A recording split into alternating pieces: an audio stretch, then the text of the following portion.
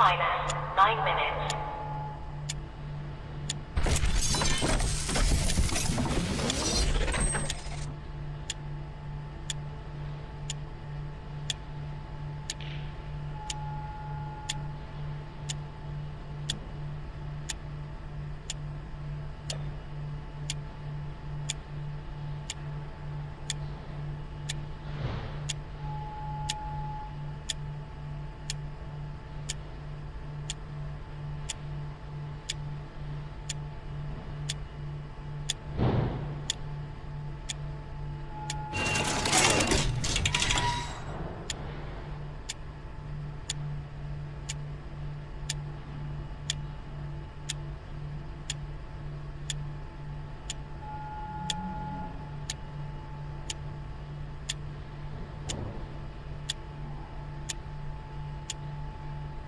Minus 8 minutes.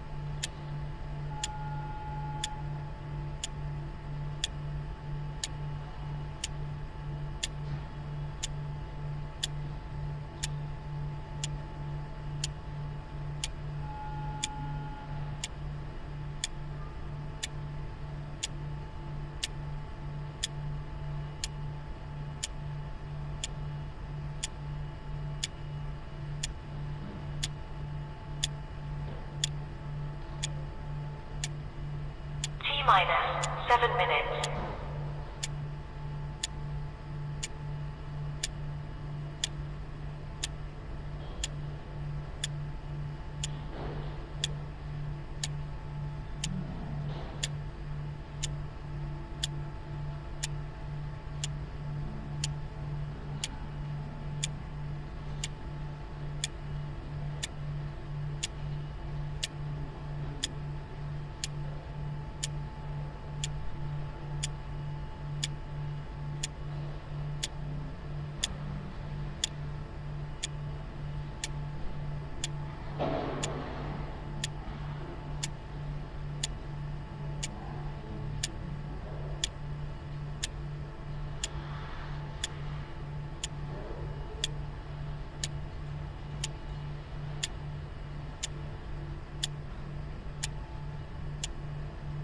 Minus 6 minutes.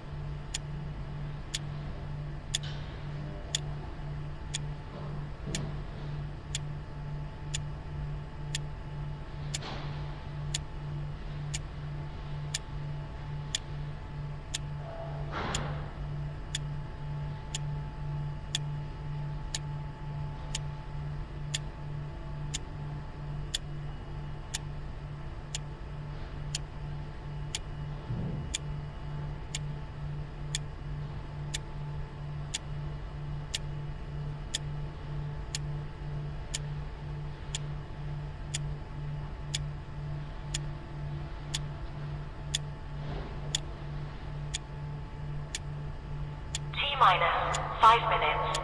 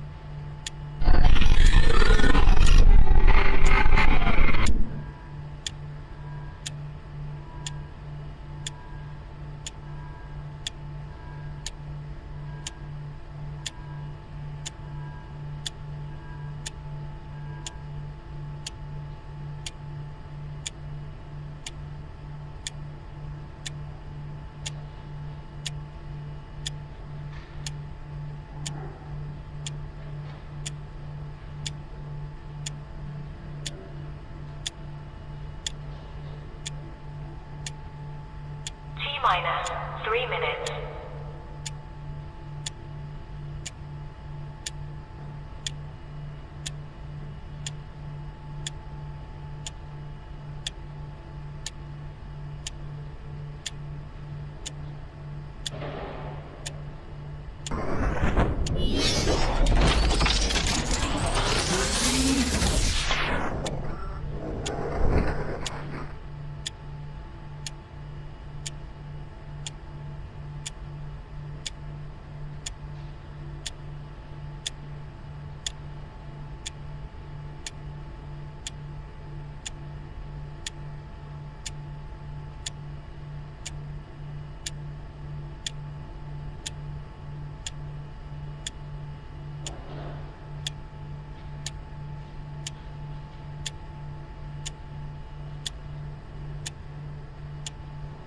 T minus 2 minutes.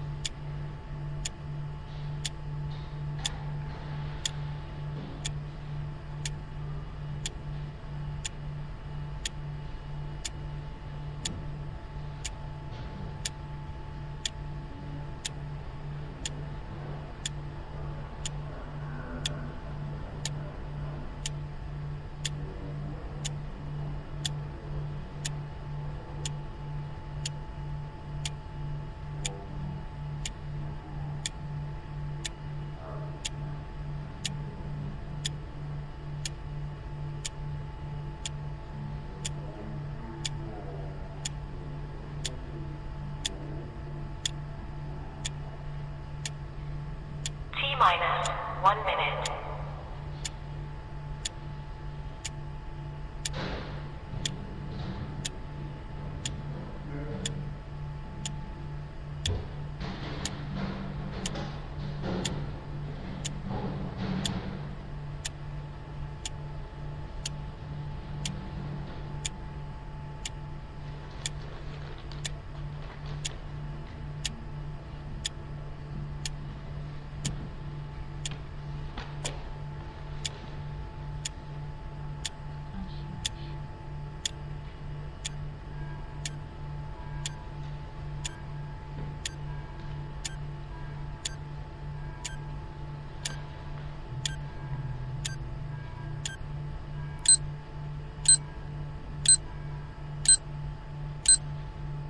Stand by.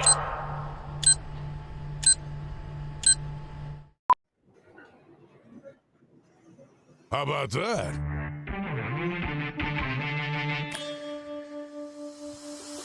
Hello, happy Tuesday, everybody. Welcome to the RP Show, a very special episode of your favorite daytime sports talk show coming to you on the Game Plus television network.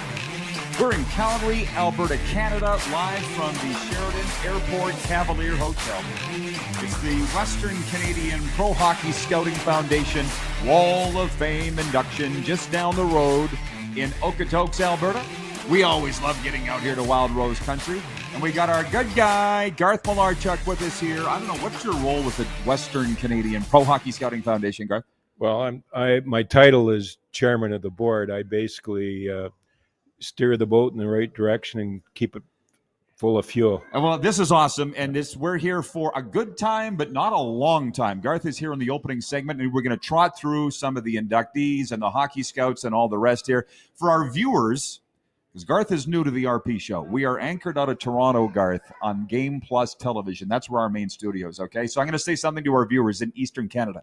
Leafs, 33 years with the Buds, and pro hockey goaltender, head coach of the Kelowna Rockets, but 33 years with the Leafs. And if we have time, we'll get into that.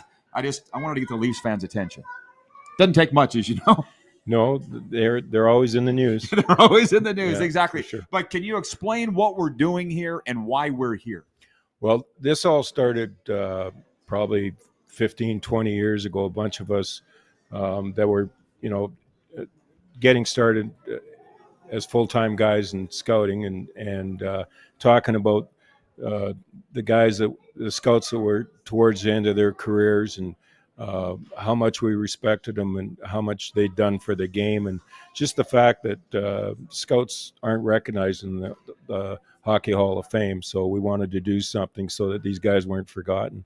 So we came up with an idea with the Wall of Honor.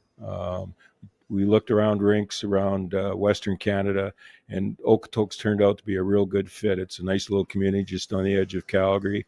Beautiful rink. They gave us their foyer area, the main area of the arena there, and we started the process basically 3 years ago with a startup banquet to raise funds, and we've got a live video presentation now on Okotoks, 7-foot by 12-foot video screen, and it's Greg Drinnan has been our historian editor. He's done all the profiles on the men that we've inducted over the years, and last year we inducted. It was our first year inaugural banquet, 45. This year we're inducting 30 scouts that. Sort of our mandate is they've been in the business for over 20 years, 20 plus years. So it's been a bit of catch up, but there's a lot of significant men in the scouting fraternity that, we've been honoring. Well, ladies and gentlemen, as I told you yesterday, we did a very big football day yesterday coming out of the CFL Week 8 and the NFL training camps. Today and tomorrow we're going to be huge hockey shows. So we're here for a Hockey Scouts Hall of Fame, or Wall of Fame, however you want to put it, and it's in Okotoks. And I got to say, my dad, thank you, from the Peterson family, being inducted tonight, one of the 30. There's a surprise name that I'm not going to spill. I might have already said too much. But what is the criteria to get into this thing? Well, basically, I think it's like I mentioned, 20 years. 20 years plus. And if you stay in the business that long, usually you know what you're doing, right? Like they work hand in hand. So we've got, I think Milt Fisher is an example going into this, one of the honorees this evening, 50 plus years. When you look at his years, he worked with the Prince Albert Raiders and then moved on to the New Jersey Devils. So there's a lot of individuals that put a lot of time in the rinks and a lot of time on the road over their careers. And explain, please, what's going to go on tonight in Okotoks. Well, first of all, the honorees will be brought in a bagpipe ceremony. Dennis Bayek is our MC. He'll handle the proceedings from there. We'll have a couple presentations, and we have a couple new honorariums coming into play this year with the two Glens honorarium in honor of Glenn Dirk and Glenn Cochran, who we lost last year to cancer. And then we have another honorarium that's called the Bob Ridley Golden Microphone Honorarium, and it's in honor of all the media and just recognizing the media and broadcasters, people in that profession that worked alongside. They're involved with the scouting process too. We're always talking to them during the year, and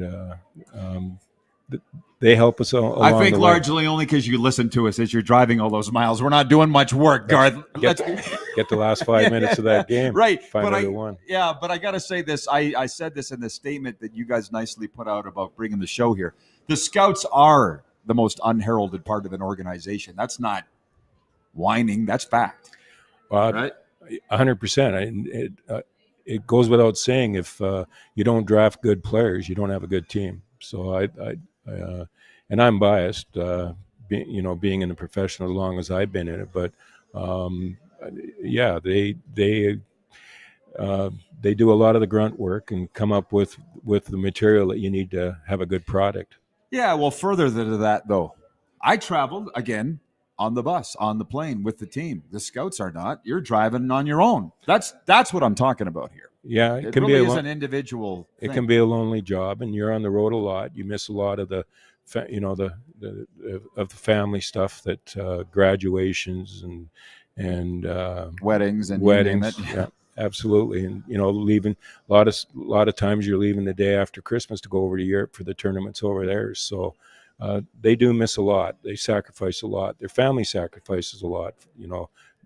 With the job at hand. So. it is a tough job, but it's very rewarding as well, right? If your team's successful, and That's what you chase, yeah, right? yeah, you do, And absolutely. We only got about 40 seconds in that, but what I enjoy is that it is a fraternity. Just for the last 12, 14 hours. Yeah. It's been awesome, huh? 100%. There's a lot of guys coming in, for that are being honored we haven't seen for a long time, and you can just see it. The happy faces and all the stories that are coming into play. It's That's why you do it. it's really rewarding. Garth, Yes, it thanks is. for having us out to do Great. this, man. Thank It's you. fantastic. We'll see you Appreciate it. tonight. Great. And one of those inductees will be joining us here live when we return. Carter Sears of the St. Louis Blues, formerly Red Deer Rebels. I saw Dennis Bayak rolling around, so make sure that he doesn't get away without us bringing on Dennis Bayak, the Hall of Fame voice of the Winnipeg Jets. We'll be back in a moment. We're live from the Sheraton Cavalier Airport Hotel. We're on the Game Plus television network. We're also streaming live on YouTube, and you can find us on all major podcast platforms. We'll be right back here on Game Plus TV.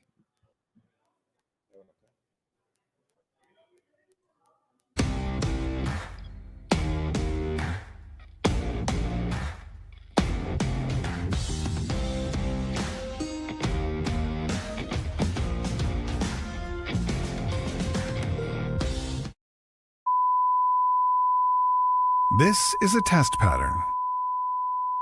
This is what happens when your video company screws up. You don't want your clients to see a screw-up. Hire a company that only does video, so it won't screw up.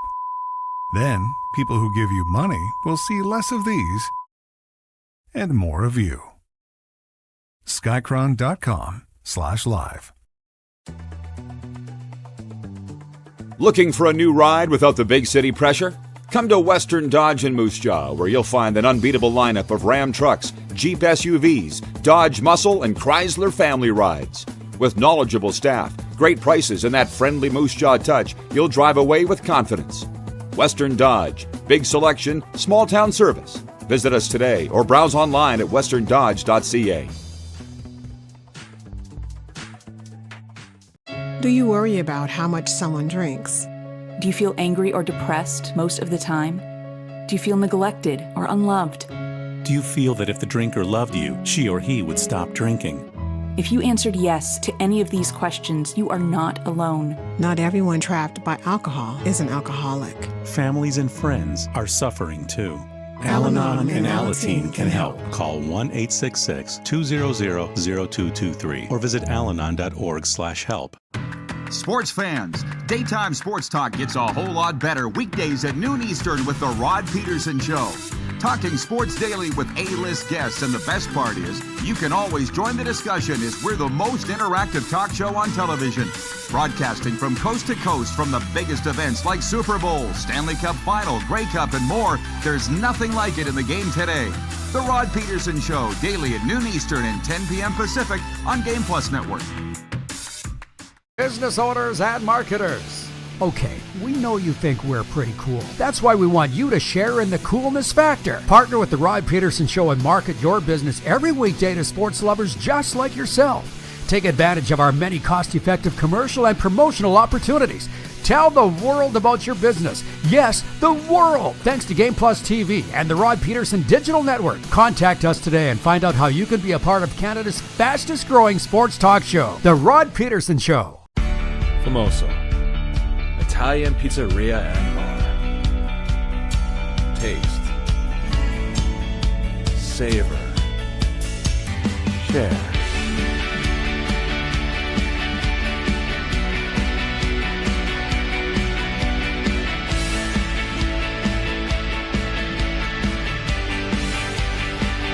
Famoso, the spirit of Italian. Come in, enjoy. Nazareth's Canadian Farewell Tour is coming to Moose Jaw. Live at Temple Garden Center, October 17th. With special guest, Lee Aaron. Tickets on sale now at Temple Garden Center box office or SaskTIX.ca.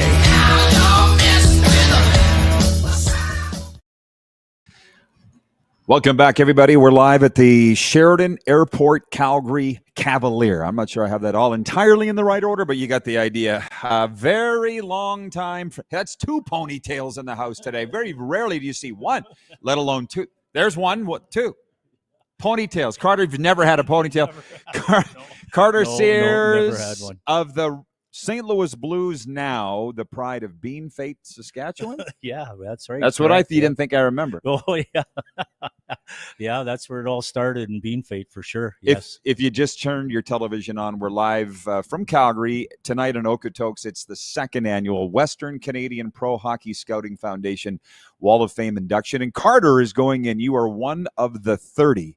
And I know I do not want to say too much. You know that I have a history of saying too much. But there's a surprise induction. So, Yeah. And we won't say any more than that. But Hall of Fame, Carter. Yes.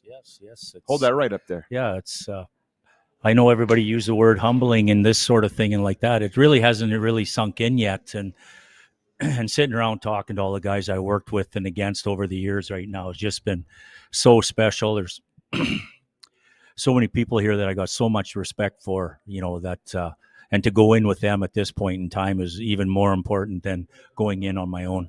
Well, I should tell you, everybody, Craig Button will be coming up in hour 2 live in this chair from TSN, the former GM of the Flames, assistant GM of the Dallas Stars. It's all about hockey scouts, and we'll tell a few stories. Carter's with us here for one segment. We got plenty of time, but the state of the game today, I tell you what, financially, for all the hockey fans that are watching, they've never made more money as a league and the players. Yeah. You'd have a tough time telling anybody hockey isn't in great shape. Well, yeah, you watch the game and all the changes in the game, but yet financially and the growth of the game and how the game is growing everywhere is extremely good. And I mean, everybody inside of the game in that part of it are doing a great job in growing the game and getting lots of people to play the game and to try and become the best you can become. So we did have a good chat this morning. You say as much as you want to say about he's with the Blues. And you've been with the Blues for a while now, right? Yeah. Congratulations on the Stanley Cup. Yeah. You had a Memorial Cup and a Stanley Cup. There's not a lot of guys have those. Yeah. Right? And you know what, Roddy, I mean, thanks for that, but I can't take any credit for the Stanley Cup because I went the year after. Like I went in the year after, so I missed it by wow, you want to clarify that? Okay. Yeah. But, I want to clarify that, yeah. So, but you talked about the first round series with the Jets. Let's Correct. talk about that. Game 7, epic comeback for the Jets, but you weren't real shy of how you guys played in that series. No, I thought like how far our team has come and plus with the coaching change and Jim Montgomery coming in, a player's coach, very, very good coach. It was a great hire by Doug Armstrong. And he came in and he was the one that stepped up and said from the first time he stepped on the ice with this group, he wanted to be a part of it. And he said, like, we're going to be a good hockey club. And he helped take those kids to another level. And we had the buy-in and the players bought in with him and they love him. And this is great. Like, we like our future. Well, a tough way to lose, right? Like Yes. in Game 7 with you're 8 seconds away from advancing to round 2. So how does your team look at that? Like, you're obviously feeling you're on the rise. Correct. I think, yeah, exactly. Very well said. We are on the rise. Our team and our players, it stings. I mean, obviously, it's a learning experience. You got to learn the process and get over the hurdles, through all the hurdles of a series and a game to win. So that's part of learning how to win. So in the last 2 minutes of the game and what we did and didn't do or what we should have, could have, would have, and a buck, we all would have got in for free. But at the end of the day, the players learned, the coaches learned. We have some different philosophies. We have, everybody has a different opinion how you should play those last couple of minutes. So at the end of the day, they learned a big, big lesson there, and that's what we have to take forward with that. Carter Sears with us from the St. Louis Blues and formerly the Red Deer Rebels. By the way, our text line is open. We got it working here at the Sheridan Airport, Calgary, 902-518-3033. It's brought to you by Western Dodge. Don't just shop anywhere. Shop smart at Western Dodge, proudly serving Moose Jaw and beyond. Can you talk about, like, how's your job as a scout changed? Because we look at long LTIR and short contracts. Like, the game's changed. Yeah. Has scouting changed? Well, I think scouting, the way we watch the game and what we look for and how we do is still a lot of the same things, but also we've got to grow and evolve with the game as well and change the things that we liked the physicality, the this and that, the things that have changed inside of the game. Well, we got to look past that now too, and we got to adapt to that and like players for who they are today, because that's who's going to play. I mean, you could wishes were horses, beggars would ride. You could look for guys that have got all this toughness we used to have and need, but it's a little bit harder to find now. Like toughness is defined differently now. Well, explain. Yeah. Continue. Yeah. Well, as we go and we watch, the hardest thing is changing yourself and changing what you like. It's not changing what you like, but some of the things in the games that we used to like and look for maybe don't exist as much now. So you gotta skirt around that, or you gotta, and it's nothing's changed in the game of scouting as far as projecting players. And that's what my job is as an amateur scout. Of course, when I was with Winnipeg doing pro, it was different. But now it's still projecting players. It's figuring out who's going to be the best player with the best character, with the best work habits, with the work ethic, and the big thing is character. Finding guys with character that you can win with. There you go. Carter Sears with us, St. Louis Blues, Red Deer Rebels. John Ohm writes in from Winnipeg. He says, that was a crazy series between the Blues and Jets. Wasn't it fantastic? What's it like watching it as a scout? Because you've coached too. You have no control as a scout. Right? No. I always said, Roddy had a good line this morning. He says, I introduced to somebody and I said, I coached Roddy. And he says, yeah, he turned me into a broadcaster. But he turned into a real good broadcaster. So at the end of the day, blame him, everybody. Yeah. I remember going down the highway in their old GMC van, the family, and, I put on a lot of miles with his family in the day. His dad and I are best friends. So, yeah, it's a tough one. Yeah. But, and Roddy'd be in the back broadcasting games all the way to the game, So we kind of knew he'd be a broadcaster. And, of course, he did, and he's had a great career himself as well. I appreciate that, man. Hey, I got to ask you about the Blues. You've been with them long enough that their alumni and that whole culture there is super cool. Yes. Can you explain what you've seen of that? Like Yes. the Tony Twists and the Kelly Chases and all those guys are so active in the alumni there. Well, like I told you this morning, and I feel so fortunate. Like I've had some good jobs and worked with a lot of good people and learned along the way. But I'm so fortunate and blessed to be with the St. Louis Blues right now, with the people I work with, the general manager, all these people. They're hockey people. They're longtime hockey people. The culture is there. The winning attitude is there. And what I like is they're still got some old school to them. They like the toughness. They like the grind. We all love skill and playing, but you got to compete. Yourself in the playoffs. She's a whole new world. It's a whole different world in the playoffs, and you got to have first, second, third effort, and you got to grind. You got to hit. You got to play if you want to win. So now we've learned the last 2 minutes, so now we'll get those series now instead of watching Winnipeg move on. You won't ice it. No, we will. Well, I don't have that philosophy. I think you make the play that's in front of you with the stick on your head. You get your head up and you make the play. There's some philosophies and whatever you can say, whoever. Whatever, but they believe in icing the puck now with the percentages and so on and so forth. I haven't bought into that philosophy yet, but I don't know how on earth you would have time in your head to think. Correct. Analytics say, but yeah. But correct. that's also how it's changed, and I'm glad to hear you say scouting hasn't changed for you. You're still trying to find good players, good quality people. But what I don't get, and I see it in football, the sports are all the same, folks. They play on a field or grass or whatever, but the concepts are the same. That's what people don't understand. And with these short contracts, the GMs aren't pulling their hair out. It used to be you would plan 4, 5, 6 years down the line, and you can't really do that anymore. No. They don't seem upset about that. No. It's just changed. No, it's just changed. It's you adapt, you do what you got to do, and you think ahead, and you really rely on your pro scouting staff now to have those third and fourth, bottom six line players and bottom 6D and everything else, to find those guys and fit them in and pack them in around your young guys to give your young guys a chance to. That's where character comes involved with those older guys to teach those kids how to become winners, how to become champions, and be good people, and to buy into the culture of the hockey club. So, which segues into probably the next question, I would think. But anyways, yeah. What's the next question? Well, don't give me too much credit. Well, we'll see. I'll let you run. No, that's fine. Well, actually, I was going to take it probably in a totally different direction. Okay, Garth Malarchuk said that, I said, what's the criteria for being in the Hall of Fame? Which, that's why we're here. If you just turn your televisions on, everybody, we're in Calgary at the Sheridan Airport Cavalier for the Western Canadian Pro Hockey Scouting Foundation Wall of Fame induction. Carter Sears here of the Blues is going in along with 29 other guys. And I said to Garth, what's your criteria? And he says 20 years or longer, because he goes, if you lasted that long, it means you were good at it. That's what Garth said. It's not about winning championships necessarily, but you won a Memorial Cup with Red Deer, and that's where I was going. Yes. Oh, sorry. Yeah. No, it's fine. What? Yeah.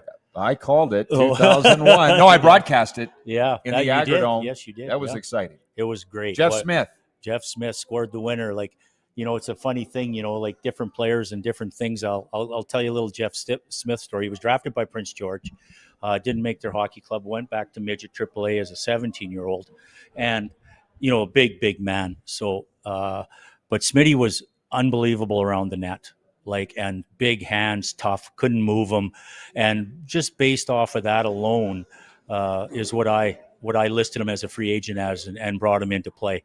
And he scored the most winning goals in that whole series, and most important goals. So even though you don't play in the NHL, doesn't mean that you don't have a purpose and you didn't have a good career. Jeff Smith was a huge part of that winning championship in Regina, which was kind of favorable to win in Regina, in my home area. I loved his too. Yeah. Hey, and his too. Yep, born and raised. Well, he's actually an Estevan guy. His dad and I played some hockey together and fastball for 18 years. We played together. So. Well, so for though, you'd have to be a pretty deep junior hockey nerd to remember what Carter's talking about. Jeff Smith scoring for the Red Deer Rebels in overtime against Val d'Or in the Memorial Cup of 2001. But what people will remember is Colby Armstrong and Cam Ward. Correct. Yes. Yeah. Talk about how big they were. They were everything. Well, Cam Ward, obviously, won a Conn Smythe and so on and so forth. And then Colby Armstrong was just a versatile junior, went on to play with Crosby in Pittsburgh and so on and so forth. And Colby, what people don't give Colby credit for was he was such a comical guy and calming influence, and kept you in check and not too nervous going throughout. Scored some major goals, competed, so on and so forth. So both were huge. Both very good players. Both went on to have very good NHL careers. We got less than 2 minutes here. The outlook for the Blues. I should ask you about those offer sheets to Holloway. It was the talk of the summer last summer. I thought that's where you were going. No, Holloway. I wasn't going to let you get out of here without talking about it. Broberg and Holloway. Yeah. Was something Doug Armstrong would do again. Well, for sure he'd do it again. Absolutely. It is what it is. Edmonton did quite well even without him, but at the end of the day, I think if Doug had a chance, the pro scouting staff and the management side, I have nothing to do with that. I'm amateur, but they did a great job on that, and yes, we would do it again.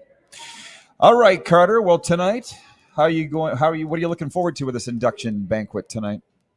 Being with my friends. Yeah, and thinking of my dad. Yeah. Talk about the old guy for a sec. Well, he'll be there. We have a minute. Yeah. Well, the old guy and I were best friends, and the old guy helped me quit drinking. So. That's right. Yeah. So, what was the year? 1989. Way to go, Carter. Yeah.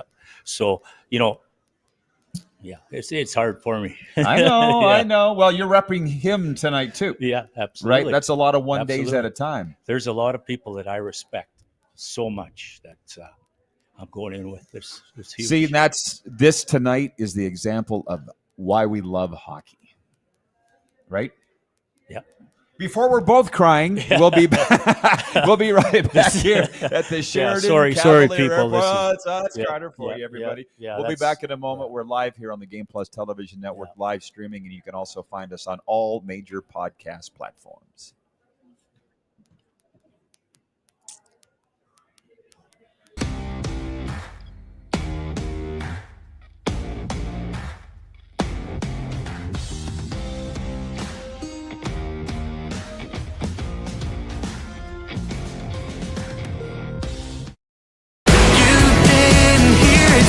Country's hottest party is coming.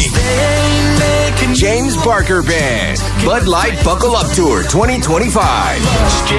Live across Canada with special guests Ryan and Rory. November 20th, Temple Garden Center. Tickets on sale now at Temple Garden Center box office or online at zasktix.ca. James Barker Band Live. Sports fans, daytime sports talk gets a whole lot better weekdays at noon Eastern with The Rod Peterson Show. Talking sports daily with A-list guests, and the best part is you can always join the discussion as we're the most interactive talk show on television. Broadcasting from coast to coast from the biggest events like Super Bowl, Stanley Cup Final, Grey Cup, and more. There's nothing like it in the game today. The Rod Peterson Show, daily at noon Eastern and 10 p.m. Pacific on Game Plus Network. Famoso, Italian pizzeria and bar. Taste. Savor. Share.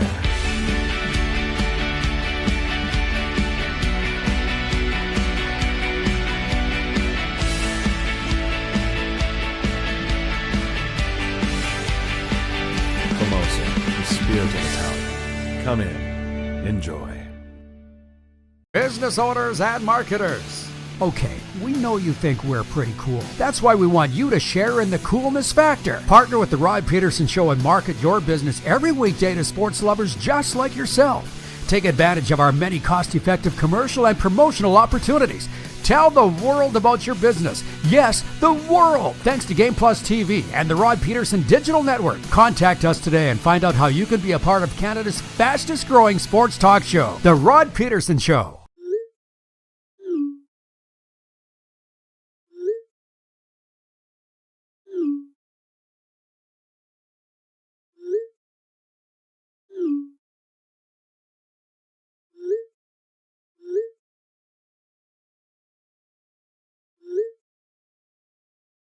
Hiring a video company shouldn't be complicated. Click, pay, done. Skycron.com/Regina. This is a test pattern. This is what happens when your video company screws up. You don't want your clients to see a screw up. Hire a company that only does video, so it won't screw up. Then, people who give you money will see less of these and more of you. Skycron.com/live. Sports fans, daytime sports talk gets a whole lot better weekdays at noon Eastern with The Rod Peterson Show. Talking sports daily with A-list guests, and the best part is you can always join the discussion as we're the most interactive talk show on television. Broadcasting from coast to coast from the biggest events like Super Bowl, Stanley Cup Final, Grey Cup, and more. There's nothing like it in the game today. The Rod Peterson Show, daily at noon Eastern and 10 p.m. Pacific on Game Plus Network. Welcome back, everybody. It's a very special edition of the RP Show. We're dispensing with what we normally do. Stewie McGregor, we would do the quick six show topics and talk about the day's sports, but that's not. There's one thing we're talking about. It's the Western Canadian Pro Hockey Scouting Foundation Wall of Fame induction tonight in Okotoks, and we're here at the Calgary Sheridan Calgary Airport Cavalier Hotel. That's a long one.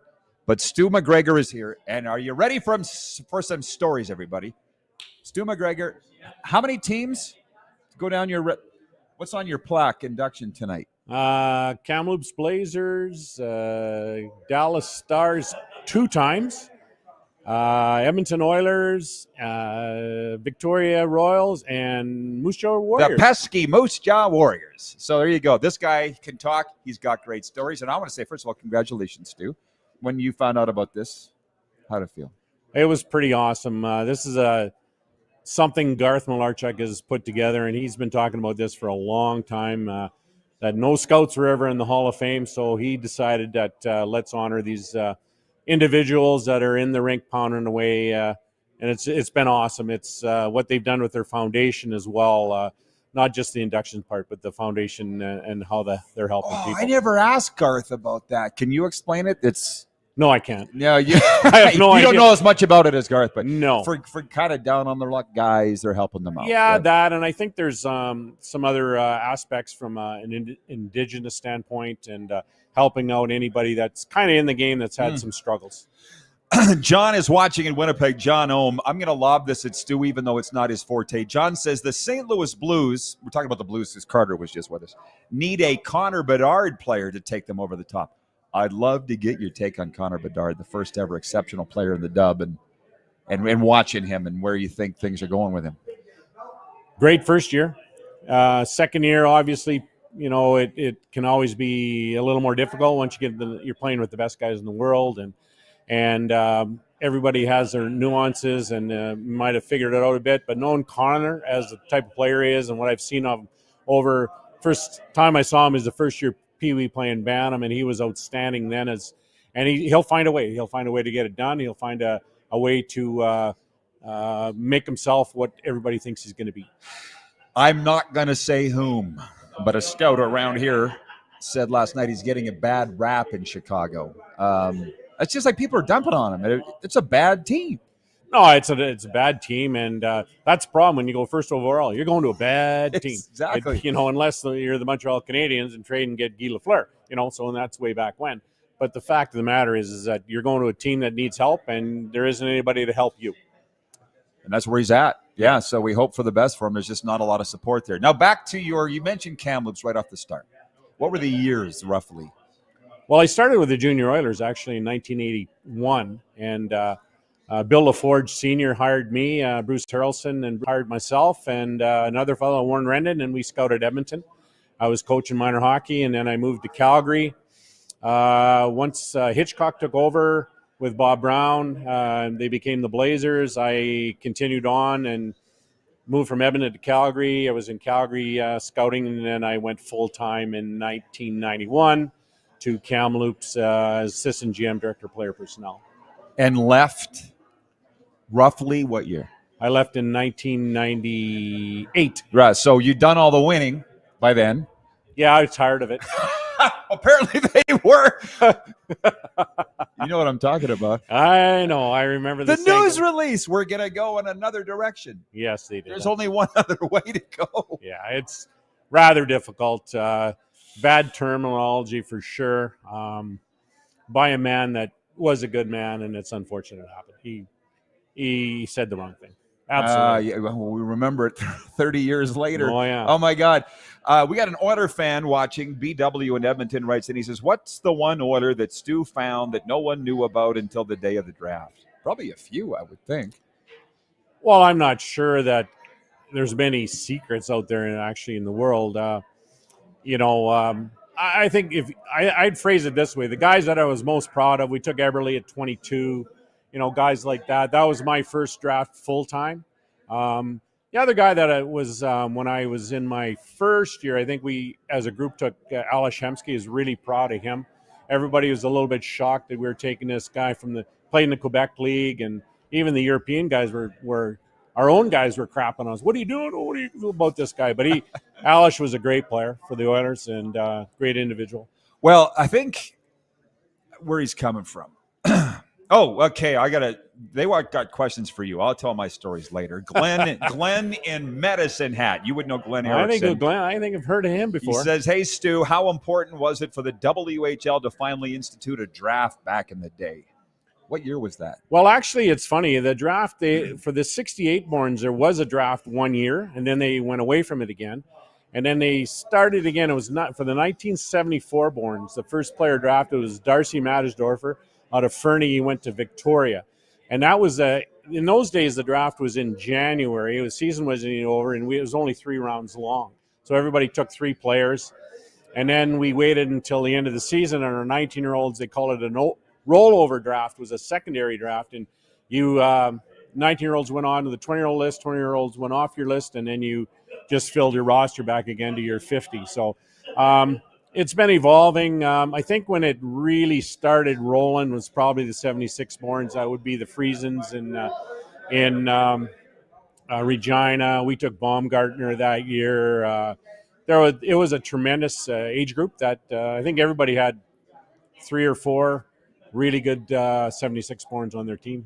Yeah, thank you, Glenn. Keep coming with the questions. That's a great one. But regarding the pick that nobody knew about, I remember St. Louis, 1996, Jim Bizdell, the night before that Friday night reception. He goes, we're going to take, he was with the Flames. He goes, we're going to take Derek Morris at 13 tomorrow. And if you tell anybody, I'll kill you. And I was shocked he told me. Pretty good pick. Derek Morris turned out to be a 13th overall. One pick after Josh Holden with Vancouver at number 12. Well, he was a great player. Like, again, he played a long time in the National So I'm Hockey saying. League. Yeah. And he was great in Calgary. You know, and one of those guys that you wanted to have on your team. You know, and he just wasn't a big guy, I think. And that was in the days you needed, it was all about big. And he was the guy that kind of showed him you don't have to be big. You have to be tough in the mind, tough in the heart. And he had a lot of skills too, though. He was a good player. I haven't talked to him for a while. He's in Phoenix. Love him from Sylvan Lake. I said, who was the toughest guy to defend? And he said Mike Modano. Which, since I've moved to the States, it's Modano, not Modano. Did you know that? They say it different down there. I did not Modano. know that. I did not know that. But, you know, they'd be right. Of course. Well, he is an American, and the Italians say it Modano. God, he's one of the great dub. Well, when I remember that MAC tournament that he was at here in Calgary, and that's where Rick Wilson put him on, and everybody's going, why are they putting this kid on? He's never come to PA. And he ended up in PA. Did he ever come to PA? And you know what? And good on him. Well, I was talking to Carter about this earlier, about the game changing with the money. You'll remember this, Stewie, 88. He held out a year, Modano. And I remember for like $200,000. Do you remember that? I remember vaguely that he held out a year. I didn't know the numbers or anything else. But you speak about money that players are getting now? Yeah. There used to be bags of money. Hidden bags of money. We used to always laugh. Oh, you must have got the brown paper bag. Well, I know how that. We'll have to discuss that off the air because they still talk about that in college football, which we should get to NIL and how it's affecting junior hockey here in a second. Like I said to one of these scouts here earlier, I don't want to name anybody, but I said, how would you like to be running a major junior team right now? He said, I wouldn't. I'll tell you, I'm glad I'm a part-timer, and Jason Ripplinger, he can deal with all this. He seems to be doing okay. No, he's doing great. And you know what? Jason's got a plan. That's why I appreciate being there with him. He involves us all and keeps us going, and I think it's really a great. I think he could be mayor in Moose Jaw, I think. He's pretty popular. Yeah. Just ask him. Yeah.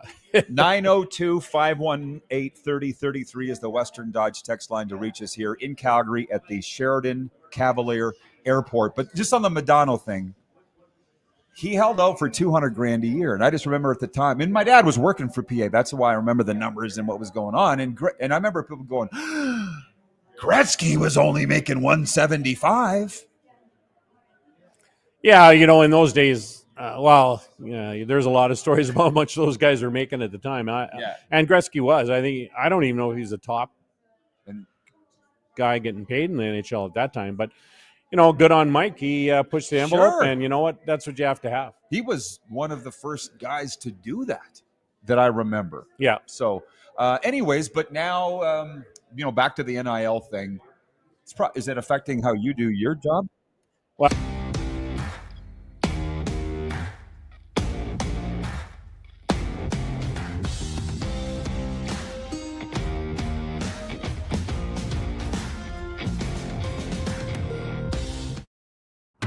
Sports fans, daytime sports talk gets a whole lot better weekdays at noon Eastern with The Rod Peterson Show.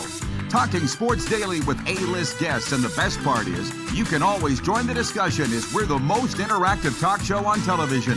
Broadcasting from coast to coast from the biggest events like Super Bowl, Stanley Cup Final, Grey Cup, and more. There's nothing like it in the game today. The Rod Peterson Show, daily at noon Eastern and 10 p.m. Pacific on Game Plus Network.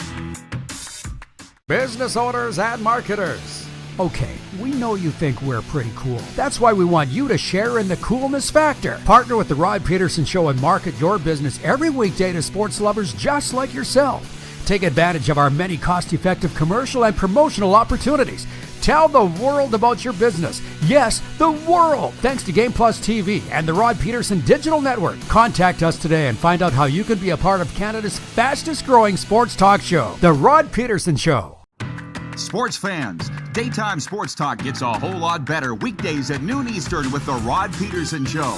Talking sports daily with A-list guests, and the best part is you can always join the discussion as we're the most interactive talk show on television. Broadcasting from coast to coast from the biggest events like Super Bowl, Stanley Cup Final, Grey Cup, and more, there's nothing like it in the game today. The Rod Peterson Show, daily at noon Eastern and 10 p.m. Pacific on Game Plus Network. This is a test pattern. This is what happens when your video company screws up. You don't want your clients to see a screw up. Hire a company that only does video, so it won't screw up. Then, people who give you money will see less of these and more of you. Skycron.com/live. Business owners and marketers. Okay, we know you think we're pretty cool. That's why we want you to share in the coolness factor. Partner with the Rod Peterson Show and market your business every weekday to sports lovers just like yourself. Take advantage of our many cost-effective commercial and promotional opportunities. Tell the world about your business. Yes, the world. Thanks to Game Plus TV and the Rod Peterson Digital Network. Contact us today and find out how you can be a part of Canada's fastest growing sports talk show, The Rod Peterson Show. Famoso, Italian pizzeria and bar. Taste, savor, share.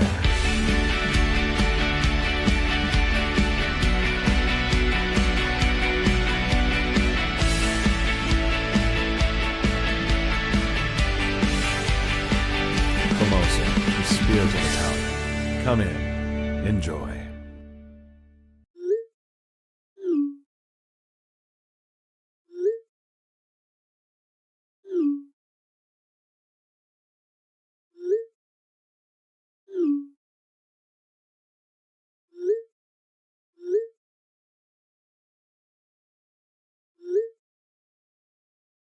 Hiring a video company shouldn't be complicated. Click, pay, done. Skycron.com/Regina. All right, welcome back. It is the RP Show live from Calgary, the Sheraton Cavalier Airport. Tonight in Okotoks is the second annual Western Canadian Pro Hockey Scouting Foundation Wall of Fame induction. Stewie McGregor's with us, our longtime buddy, going in with 29 others. What an incredible honor. My dad's going in posthumously. And actually, before we get in, we have questions from the viewers and some really good ones here. But I find it fascinating. This scouting thing, you probably find it more fascinating because you spent your life at it. You know the history of the draft and stuff you were talking about earlier. There's an early era scouting era being recognized tonight. My dad's part of that, right? Tom McVie.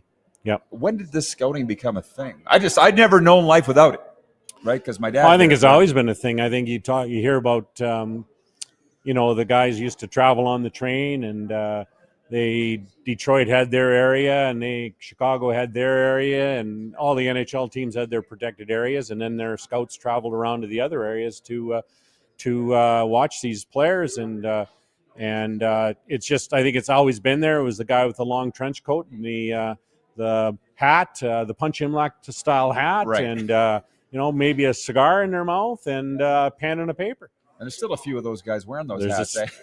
Well, they got that other hat now. Looks like a flat hat. Yeah, I know.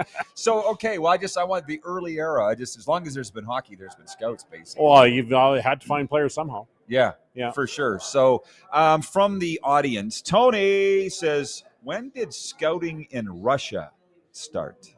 Are you talking to Tony about scouts going over there? Okay. You guys traveling to Europe to scout.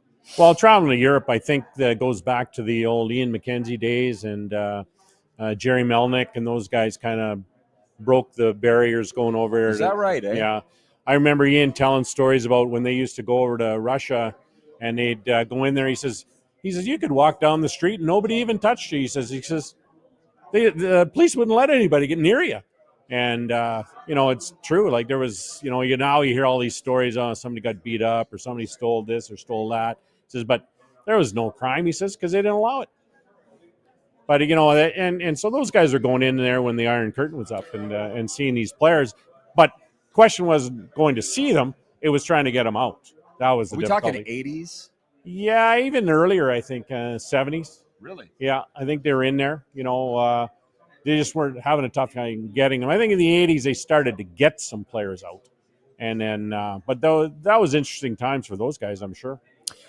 Yeah, well, I'm just thinking once the NHL opened its doors to Europeans, you would naturally be scouting over there, right? So, Yeah, absolutely. I know in my time that was just part of it. I'd be over there 3-4 times a year, for 10 to 12 days at a time, and then come back.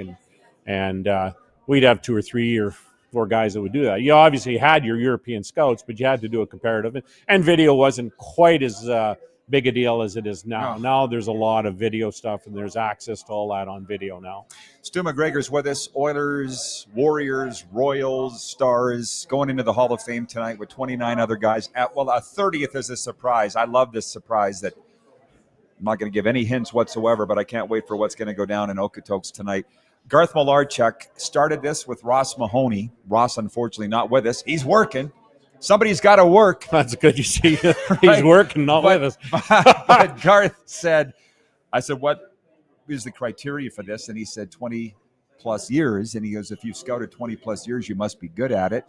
I would ask you, what do you think makes a good scout? I think you got to love the game, number one. You got to love to go to the rink. You got to want to have that interest in finding that diamond. Every one of the scouts is looking for that diamond, the one that's hidden, trying to find the one. Because the good ones are all, everybody can see it. You can figure it out. I think Glenn Dirk had the best comment when he said, boy, Glenn, that was a good pick, that Scott Niedermayer. He goes, Ray Charles could have found that guy. And that was exactly his yeah. Well, and Glenn's daughters are here, and I met them, and I said, your dad found Stu Grimson. Yeah. And they didn't even know the story. Stu told me he was fighting with his football teammates on the street in Kamloops. You probably heard about this. Glenn drove by and said, who is that animal? Yeah, no, I actually read it in Stu's book. I'd already heard the story, Right. but I read it in Stu's book, which is a great book. Oh, it's fantastic. Yeah, And he could even write a book. Well, that too, but I'm not. He's not here, is he? No, I would never say. All But, 6'7" of them.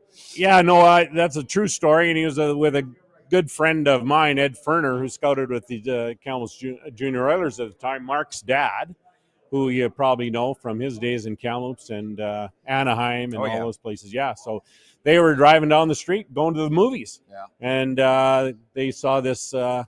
One of the Cowboys on Saturday night off, and they come out of the hills there in Kamloops, and they decide they're going to roar it up. And one of them saw this big, tall kid, and this big, tall kid said, I'll finish it. Well, we were doing a banquet in Lampman, Sask a couple of years ago, and Stu was there, and he's telling that story, and he goes, in Kamloops, we called them rig pigs. We're like, Grimmer, we call them that here too, but we don't say it on the microphone. But again, Stu can do pretty much whatever he wants, and does do whatever he wants. I'll get to your questions, folks. Very popular guest, Stu. That shouldn't surprise anybody. But somebody said to me, how do you get started in scouting? Is there a school to go to? And I said, well, all I know is my dad got a call from Jim Botterill in 1981 saying, would you scout for the Wranglers? And from there, how about for you, and how would you get started in scouting? I was coaching minor hockey in Edmonton in the AA program, and just got an opportunity. Bill LaForge Sr. and Bruce Harrelson, was inducted last year, longtime scout. Detroit. Detroit. And he needed a couple guys, and he hired myself and a guy by the name of Warren Rendon, and we covered Edmonton, and then it just evolved. I was part-time at a regular job. I had to work during the day, and just had interest, went to training camp, I guess showed a little promise. I might have found a player or two, and things kind of evolved from there. And then I ended up getting an opportunity to go full-time in 1991. Well, it's way, way, way more than being paid to watch hockey. No, you got to love it. If you don't love it, you can't do it. It's the same as playing. If you don't love playing it, you're not going to get better at it. You got to, continue to want to go to the rink, and it's a great game, but it can be very difficult too, the travel and the time and everything else. But I had a lot of good people that helped me. Bob Jernander, who was with the Dallas Stars when I was there. He was there with your dad, and I was there for one season with your dad, and enjoyed his time. And Les Jackson and Craig Button gave me an opportunity. And it was funny, at the same time, I just brought in Bob Gainey's son to Kamloops to play. And a year or two later, Steven, and a year or two later, I was had an opportunity with the Stars. Those were fun times with Kamloops, except for when we played you guys. Like taking care of business still wakes me up in the middle of the night. I love that song, actually. Oh my God, we got destroyed in there every time. Well, that's like PTSD every time I hear that song. It was bad for us going into Spokane, though. They had they had the Russian bear thing because they had Betts and Bire, and they used to. And as soon as they scored 7 goals, everybody got a free pizza, and all of a sudden everybody was starting pizza. Well, I hated that. They still play it. They should. Do they still play Taking Care of Business in Kamloops? Oh, yeah. Yeah, they should. They tried to take it away, actually, and then the fans just wouldn't put up with it. What are you doing? Well, they don't play. I don't think they play the Warrior at Warriors games anymore. I'm like, Al Miller got rid of that. I'm like, how do you get rid of the Warrior by Patty Smythe? He didn't think it was tough. It doesn't need to be. It's the Warriors song. John from Winnipeg writes in, he says, do you see a day when the WHL will pay the players to play? Well, they do, don't they? Wow. Give them for real. Well, I think you're going to have to pay a lot more. Cost of running a team is extremely expensive with travel and everything else now. I'm not sure that you're ever going to see the kind of money that the NAL is kicking around, but the kids are getting scholarship money, which they use for whatever walk in life they want to get their education, post-secondary education. It doesn't have to be just a university. It could be a trade school or whatever, or a fireman school, whatever. So is that value. Will they get more? I would think maybe in time, but it means your ticket prices will be going up. Oh, yeah. Well, the simple fact is these really rich owners, of which the WHL are, yes, they don't like spending their money. Like, they're not going to want to get in. They will not get bidding war with a Penn State or a no, UND. and nor should they. That's not what it's all about. It's about the experience. It's about developing as a person, as a player, getting some education that backs you up in the future, and then maybe the pro thing works out. Are they in good shape still, Major Junior? Well, I think they're in good shape. I think they're well run. I think they're financially they're fine. I don't think there's any teams that are in dire need or problems financially. Do I think that this is going to be difficult? The next couple of years, the stands are shifting so much. Some people are going to go to the NCAA and have a lot of success. Some aren't. Some are going to go there and not like the scenario. They only play 2 games a week. They're used to playing 3 to 4 times a week. There are going to be 26 players there. You can only dress 20. Somebody's going to get scratched. It's going to be very difficult. Everybody's going to figure out. But you know what? More American kids are going to come into the league now because they're going to come in earlier and play. Will the WHL or the CHL get younger? Yes. It'll be a younger, maybe possibly a younger league. Well, we look at Maddox Schultz and Regina. Everybody says the next Sidney Crosby. Yeah. We'll have him, 16, 17, and probably gone. Well, that could be true. Yeah, that could well be true. But, he's eligible to play 34 games this year, too. So, will he be able to do that logistically with his commitment to the Pat Canadians and all? That's going to be interesting for him. But, he'll get lots of opportunity. They're making us run, Stu. Great job. Congratulations on thanks the induction. So much. Appreciate Good it. to see you as Thank always. We got Craig Button coming up from TSN next hour and more guests. We're live on Game Plus Television. We'll be right back.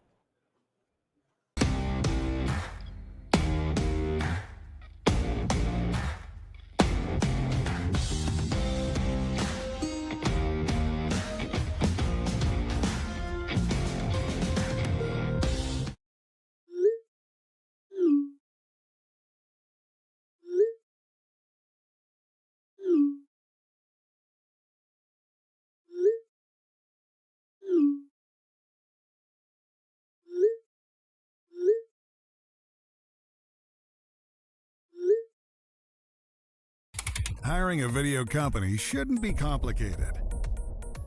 Click, pay, done. Skycron.com/Regina. Famoso, Italian pizzeria and bar. Taste, savor, share.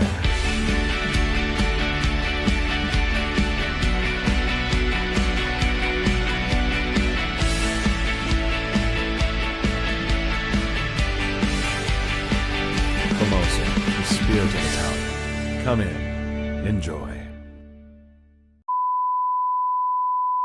This is a test pattern. This is what happens when your video company screws up. You don't want your clients to see a screw up. Hire a company that only does video, so it won't screw up. Then, people who give you money will see less of these and more of you. Skycron.com/live. Famoso, Italian pizzeria and bar. Taste, savor, share.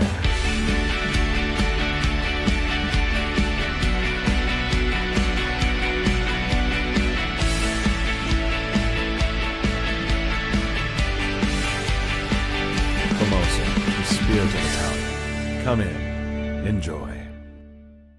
Business owners and marketers. Okay, we know you think we're pretty cool. That's why we want you to share in the coolness factor. Partner with the Rod Peterson Show and market your business every weekday to sports lovers just like yourself. Take advantage of our many cost-effective commercial and promotional opportunities. Tell the world about your business. Yes, the world. Thanks to Game Plus TV and the Rod Peterson Digital Network. Contact us today and find out how you can be a part of Canada's fastest growing sports talk show, The Rod Peterson Show. Sports fans, daytime sports talk gets a whole lot better weekdays at noon Eastern with the Rod Peterson Show. Talking sports daily with A-list guests, and the best part is, you can always join the discussion as we're the most interactive talk show on television. Broadcasting from coast to coast from the biggest events like Super Bowl, Stanley Cup Final, Grey Cup, and more. There's nothing like it in the game today. The Rod Peterson Show, daily at noon Eastern and 10 p.m. Pacific on Game Plus Network.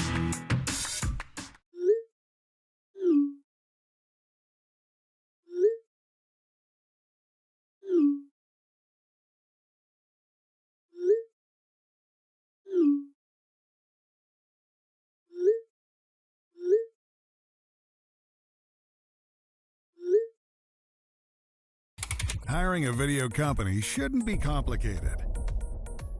Click, pay, done. Skycron.com/Regina. Welcome back, everybody. It's hour 2 coming at you live from the Sheraton Cavalier Airport, Calgary. This gentleman next up here, we're broadcasting live from the Western Canadian Pro Hockey Scouting Foundation Wall of Fame induction. Dennis Bayak needs no introduction to our viewers. How are you doing, Mr. Bayak? Well, I'm good, other than this was kind of a surprise last-minute thing, so I should be dressed up a little bit better than I am. I'm not. I don't feel bad, but well, thanks for jumping on. Your hair is a little better than what mine is, so but we're good. Yes, Dennis Bayak, the MC tonight, former voice of the Winnipeg Jets, the Toronto Maple Leafs, among others, and general manager, Seattle Thunderbirds, assistant GM, Saskatoon Blades.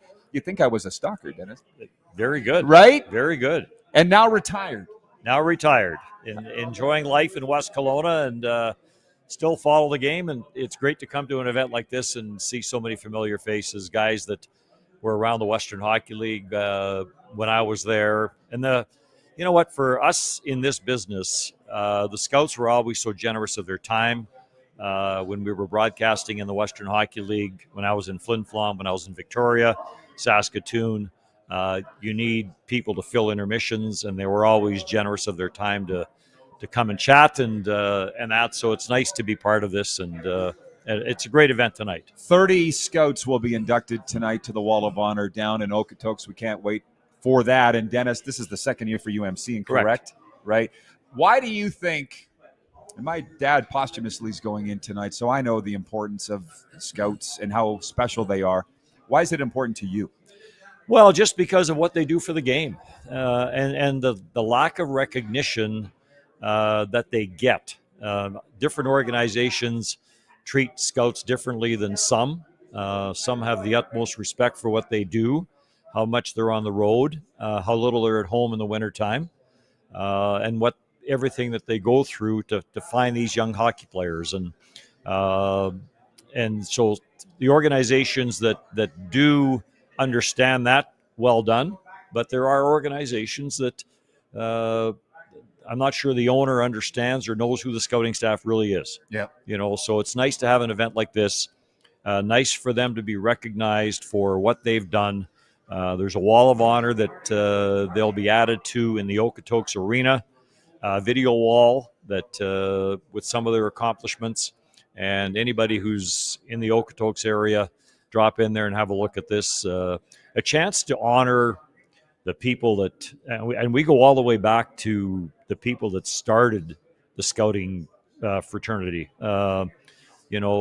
We've had a lot of people like your dad posthumously going in tonight, but some of the ones, Dennis Ball's going in, Jeep George. I mean, these are people who left us years ago, Jimmy Walker, but they spent so many days in a rink and so many years scouting with so little recognition that it's nice to have an event like this. And I saw it firsthand, and it's, you've scouted, right? Yeah. I mean, that's what you've done. So it's, the frustrations, the miles you put in, the time you put in, the reports you send in to not have them be acknowledged at all. And there are 2 junior scouts going in tonight as well, Al McPherson and Keith Wilson. And I've got a history with Wilson back to the Seattle days. And, of course, Al McPherson, you can't talk about Brandon Wheat King history without mentioning Al McPherson. So, again, left us a few years ago and that, but nice to recognize them. And, I mean, the guys that work the Western Hockey League, and you'd go to these tournaments, these Bantam tournaments, and you'd be in the rink from 8 o'clock in the morning until 10 o'clock at night. And I think the guys liked when some of the GMs came along. They always said, we got to get out of the rink for a couple hours, because eventually every player starts to look like the other player. But, they put in a lot of work, and so it's nice for them to be recognized. But it's just, Dennis, you've been around it longer than me. Like, the players are what drives the engine. And these are the guys that find the players. So it's like, how do you not appreciate who's out finding them? That's all. Yeah, it's never going to change. And it's a lot more involved now than what it was. And you saw this from your dad's scouting. You don't just go and watch the player as a player anymore. You find out a little bit more about the player. You talk to the coaches. You talk to parents. You talk to other people involved. You need to find out a little bit more about the player than simply what he does on the ice. So it's a lot more involved, and they put a lot of time and effort in. I got to get your take on the Jets, where they're going, where they've been. Well, I mean, you have to be happy with what they've accomplished the last number of years. Really happy for everybody there. I know that every time you lose in the playoffs, it's disappointing, because you go into the playoffs with the process of trying to get to the Cup final. And I really like the Jonathan Toews signing, especially with Adam Lowry being injured for the start of the year. I'm sure they'd still like to try and solidify that second line center position, but that's not as easy as it sounds. They got to get Dylan Sandberg signed. They don't think that's happened yet. But other than that, they're certainly headed in the right direction. I think it was key for the organization when Connor Hellebuck and Mark Scheifele and Kyle Connor and some of the top players decided, okay, we're going to stay and we'll sign long-term in Winnipeg, and we'll kind of go from there. So it was great to see what they accomplished last year, had a great playoff run, and lots of excitement. I mean, they're going back all the way to the St. Louis series where they get the 2 goals late to send it to overtime and then win it in overtime, and away they go from there. So lots of excitement. Do you feel like Connor Hellebuck exorcised some demons by getting out of round 1? I think he did. You know what?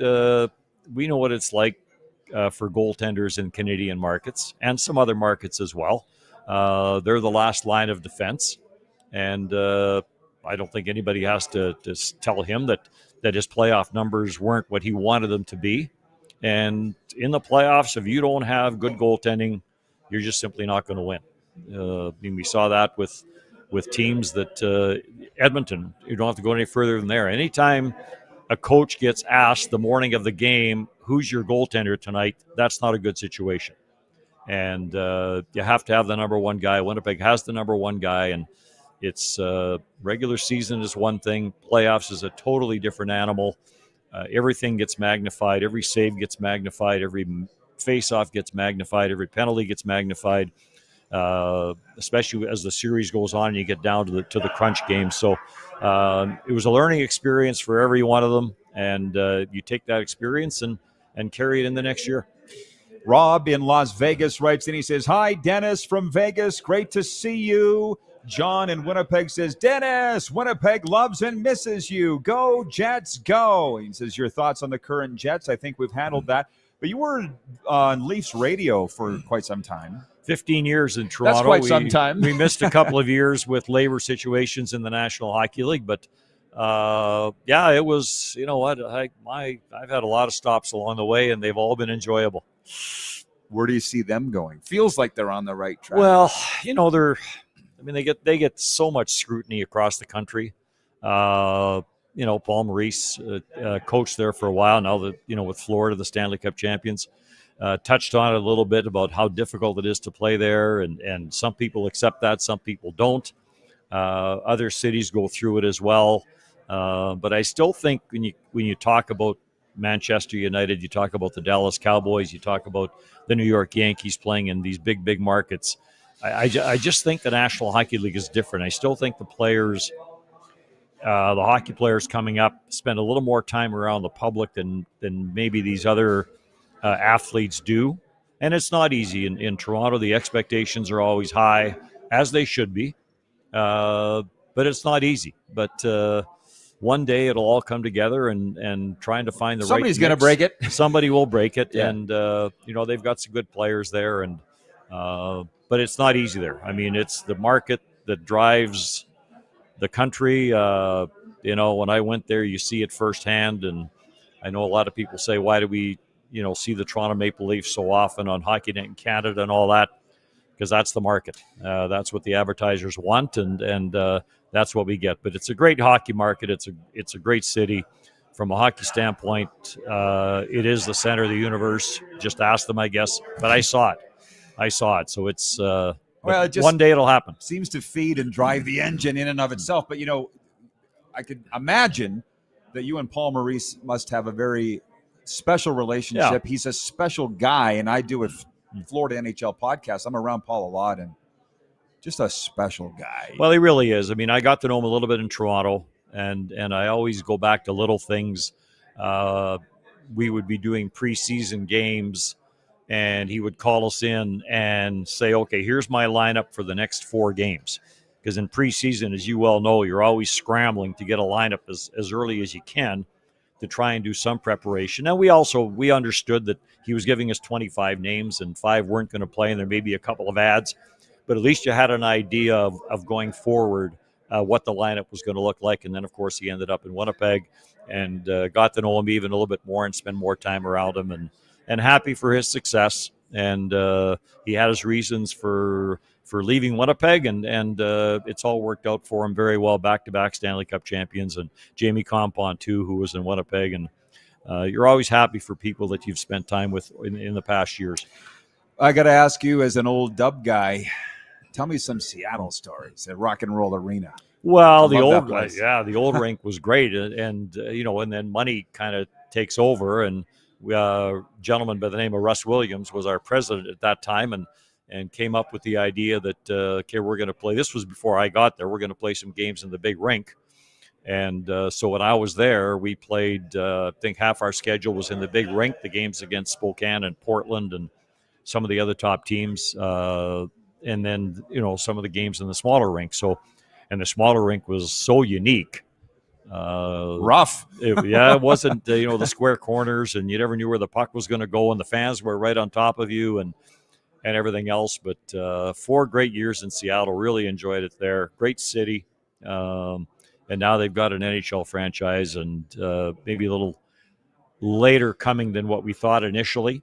But they got the NHL franchise there, and the junior team is still surviving well in Kent. Everett's now up the road. You still have Portland. So that area is becoming, you know, a very good area for the Western Hockey League. It was, so I'm sure you felt not shocked that the Kraken would go over as well as they have. No, you know what? It's a good sports market. I know that some people will dispute that because the basketball team left. And that, but if you do your work, I think the market's big enough there now that certainly the NHL franchise is going to do very well because you've got the Huskies football or sports program there, which is huge. Then you got the Mariners, but which we had the Memorial Cup there, which went over really well. Could have been better. We lost some. There were some things that happened during that Memorial Cup that, number one, the Rodney King situation was going on. They had to reschedule some basketball games, so we had to move some Memorial Cup games around. The Save the Mariner campaign cost us some sponsors, but still, it was a great event. It's a great hockey market, and it's nice to see the Kraken doing what they're doing. And, of course, Lane Lambert is now their head coach, so an ex-Saskatoon Blade, so good for him. Swift Current boy. Yep. Yeah, absolutely. Well, the only thing that I've heard out of Seattle from my friends, sports fans, is the sticker shock of tickets. It's not junior prices. No, it's not, and that's where, I mean, you know what? This is a discussion for other people. The price of sports tickets isn't getting less. It's going the other way, and I think the National Hockey League is in a real good place right now. Clearly, I think the game is as good as it has ever been. So the market's there, and ticket prices are what they are. Well, what's been wonderful around here, being around the hockey people, I can't remember who said it, but somebody said, where does it end, the escalating ticket prices? And I don't see it ending, really. People are paying it. It's like real estate. Yeah. When you'd push your house up for sale and somebody'd say, oh, you'll never, ever get that. And the next thing you know, you've got 4 different people bidding on your house, and you end up selling it for more than you had it listed at. So that's life. That's the cost of living has gone up. Somebody will pay it. Yep. The glass of wine at the restaurant that used to be $8 is now $15, but that's the way it goes. So you're not concerned about the Jets' future? No, I don't. You know what? I think they accomplished some things last year, and I firmly believe in the Winnipeg market. And I think there's enough good business people. I think Mark Chippen and his group have a real good handle on things. And I think there's enough good people in Winnipeg that they lost the franchise once. I don't think they want to do it again. But again, it's, things are tough for people. Life's not easy right now. So those things all come into play. But I think the business community will step up and do what it has to do. 90 seconds. Are you ready to have some fun tonight? What are we going to get up to in Okotoks? I am. It's busy. Busy for me, but that's okay. That's what they've got me here for. And there will be a reception area. Our goal tonight is to try and be done by 9:45, 10 o'clock. Because last year was different. We had everybody over at the rink, unveiled the Wall of Honor, came over to the banquet hall, had the banquet that ran a little bit long because we had more people being inducted last year, and there wasn't a lot of time for socializing. So that's kind of the idea with tonight is we'll have a cocktail hour prior. People can socialize there, and then let's get done early enough that if people want to catch the 11 o'clock bus or hang around for a little while longer and socialize after, that's the idea of tonight, because a lot of these people haven't seen each other in a while. And you know what's great? I'll just quickly. 30 seconds. It's great to see the ones who were inducted last year come back for the people who are being inducted this year. And the Bill Lasukes out of Winnipeg that are here, the Burt Marshalls that have come back. Exactly. So that's the great part of this entire foundation. You're great, Dennis. Thanks Rod, for thank jumping you. in, man. All right, I really you appreciate bet. it. Dennis Beck will be emceeing tonight the Western Canadian Pro Hockey Scouting Foundation Wall of Fame induction. We believe Craig Button will be on with us at some point over the next 45 minutes or so, but we'll be live. Please do be back from the Sheridan in a moment, live on the Game Plus television network, streaming live and available on all major podcast platforms.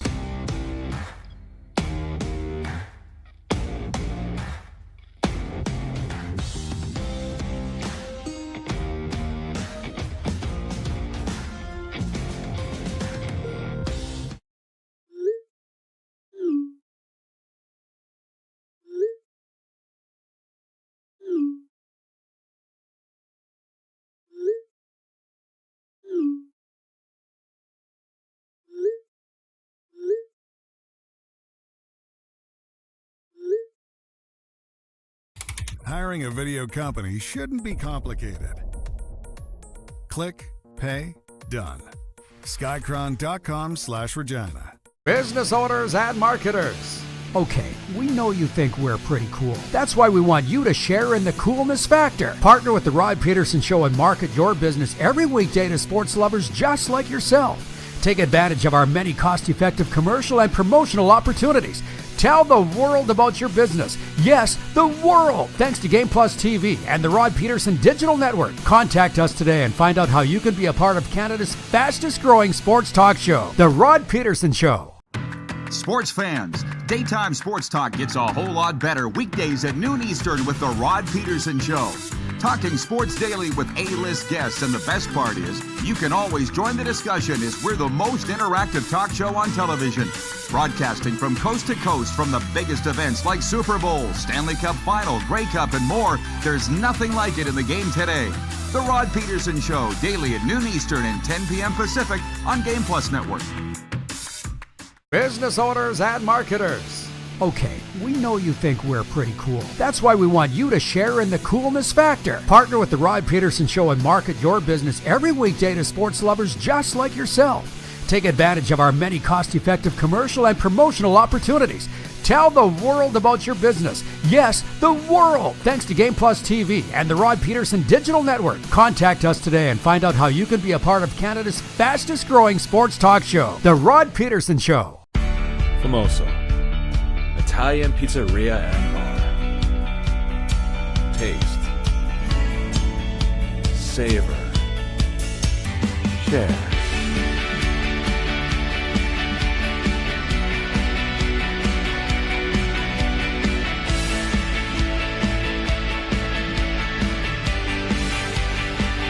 Famoso, the spirit of Italian. Come in, enjoy.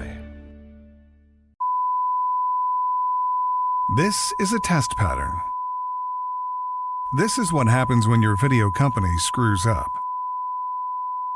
You don't want your clients to see a screw-up. Hire a company that only does video, so it won't screw up. Then, people who give you money will see less of these and more of you. Skycron.com/live.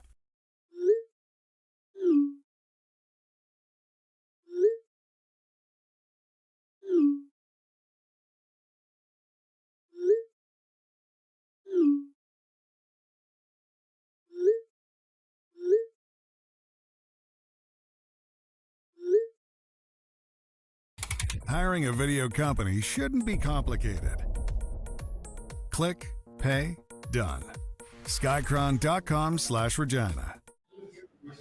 Welcome back live, everybody, from the Sheridan Cavalier Calgary Airport. As you see over our shoulder, thanks to Grant and the whole crew for hosting us. They're very special guests joining. They're all special, as you notice, but Ronnie Delorme joining us here, going into the Hall of Fame tonight. The Hall of Fame for Scouts, yes, Ron. Yes, and the reason I got involved with this foundation is, I've been involved for 49 years with NHL, and this is 39 years as a scout now for me. And, in every category, they have in the Hockey Hall of Fame, they have in every category someone goes in. And there was nothing for scouts to be recognized for the job we do. We're always told we're the backbone of the organization, but with no recognition. And it goes back to Del Wilson from Davidson, was a scout for Regina Pat's great general manager. He was the general manager when they won the Memorial Cup. But he scouted for Montreal Canadiens for 50 years. And the only recognition he got was he had a watch sent to him, a watch, and for his 50 years service. And then you look at, we inducted Elmer Benning last year, and he had 50 years also with the Montreal Canadiens, and with no recognition. So I think, what we're doing now is recognizing people like Del Wilson and a lot like, Elmer Benning, who put in 50 years. And I think it's a proud moment for them, because I compare this to a Ted Lindsay Award, where the Players Association, all the players vote for the outstanding player during that season. And now here, to get inducted to our wall of recognition is voted by our fraternity, and so it's a real honor for them. And it's an honor for me to be able to recognize people that who've done so much service to the National Hockey League and not get recognized. And I mean scouts. They don't not get recognized in any category.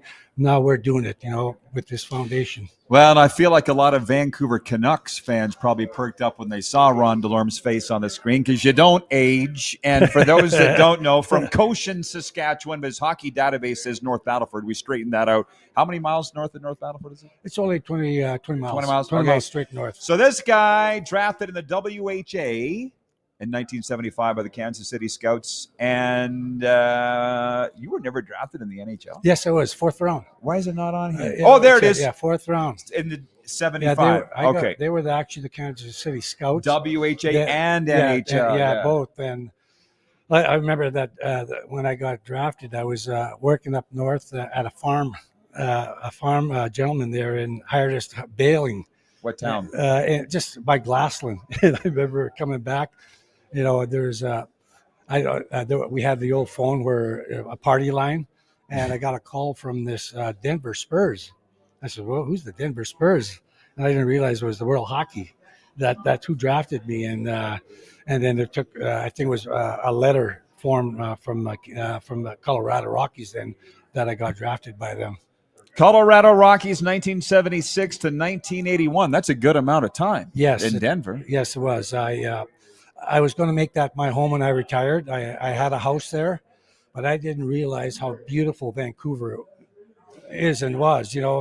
So I ended up retiring in Vancouver. I actually was going to go back to Denver to live, but that Vancouver is 81 beautiful. 81 to 85 with the Vancouver Canucks. And when I think of you, because I had your cards, it's with the V on. Oh yes, yeah. Wasn't that? Yeah. You think about that sweater. It was. People would joke around as it looked like clowns with that. I loved it. So did I. But you know what? Our checks were in V's too. Our paycheck we get there were in the V form, but you know what? A lot of people like that sweater, and the money they paid for that design was unbelievable. And that was kind of the joke thing, is why pay so much money for something that was so simple. But you know what? That kind of gives it kind of gave what Vancouver was, the V, and they don't even wear that anymore. Every now and then they wear that along, to sell sweaters. They'll bring that back for a game or two, but they still do that. So you spent more time with the Rockies than the Canucks, and I think of you as a Canuck, but you still must identify as a Rocky. Man. Yeah, yes. I way back a few years ago, myself, Lang McDonald, Barry Beck, Wilf Paymont, Barry Beck came from Hong Kong because he was working there. They brought us back, the Rockies, and had a little reunion, and the reception we got was unbelievable. They were just right around the rink, the corridor. They just had people line up for our autographs, wanted to talk Rocky hockey, and that was a great moment for me, because now I remember that there were, we did something, even though we didn't win a lot of games, but a lot of people remember us there. And, they went on to win Stanley Cups, but, it was a very difficult time there because we didn't win a lot of games, but the best coach I ever had was Don Cherry, and he made the most of me, got the most out of me. Tell me some stories. Oh, this guy, he was sort of a lunch bucket coach, like players like myself, the Stan Johnson, the Terry Riley type guys, love those guys. And I played the same way. And so a good story about him, Don Cherry. We're playing in Boston. I'm with the Colorado Rockies, and Tracy Pratt was playing with me in Vancouver. In Colorado.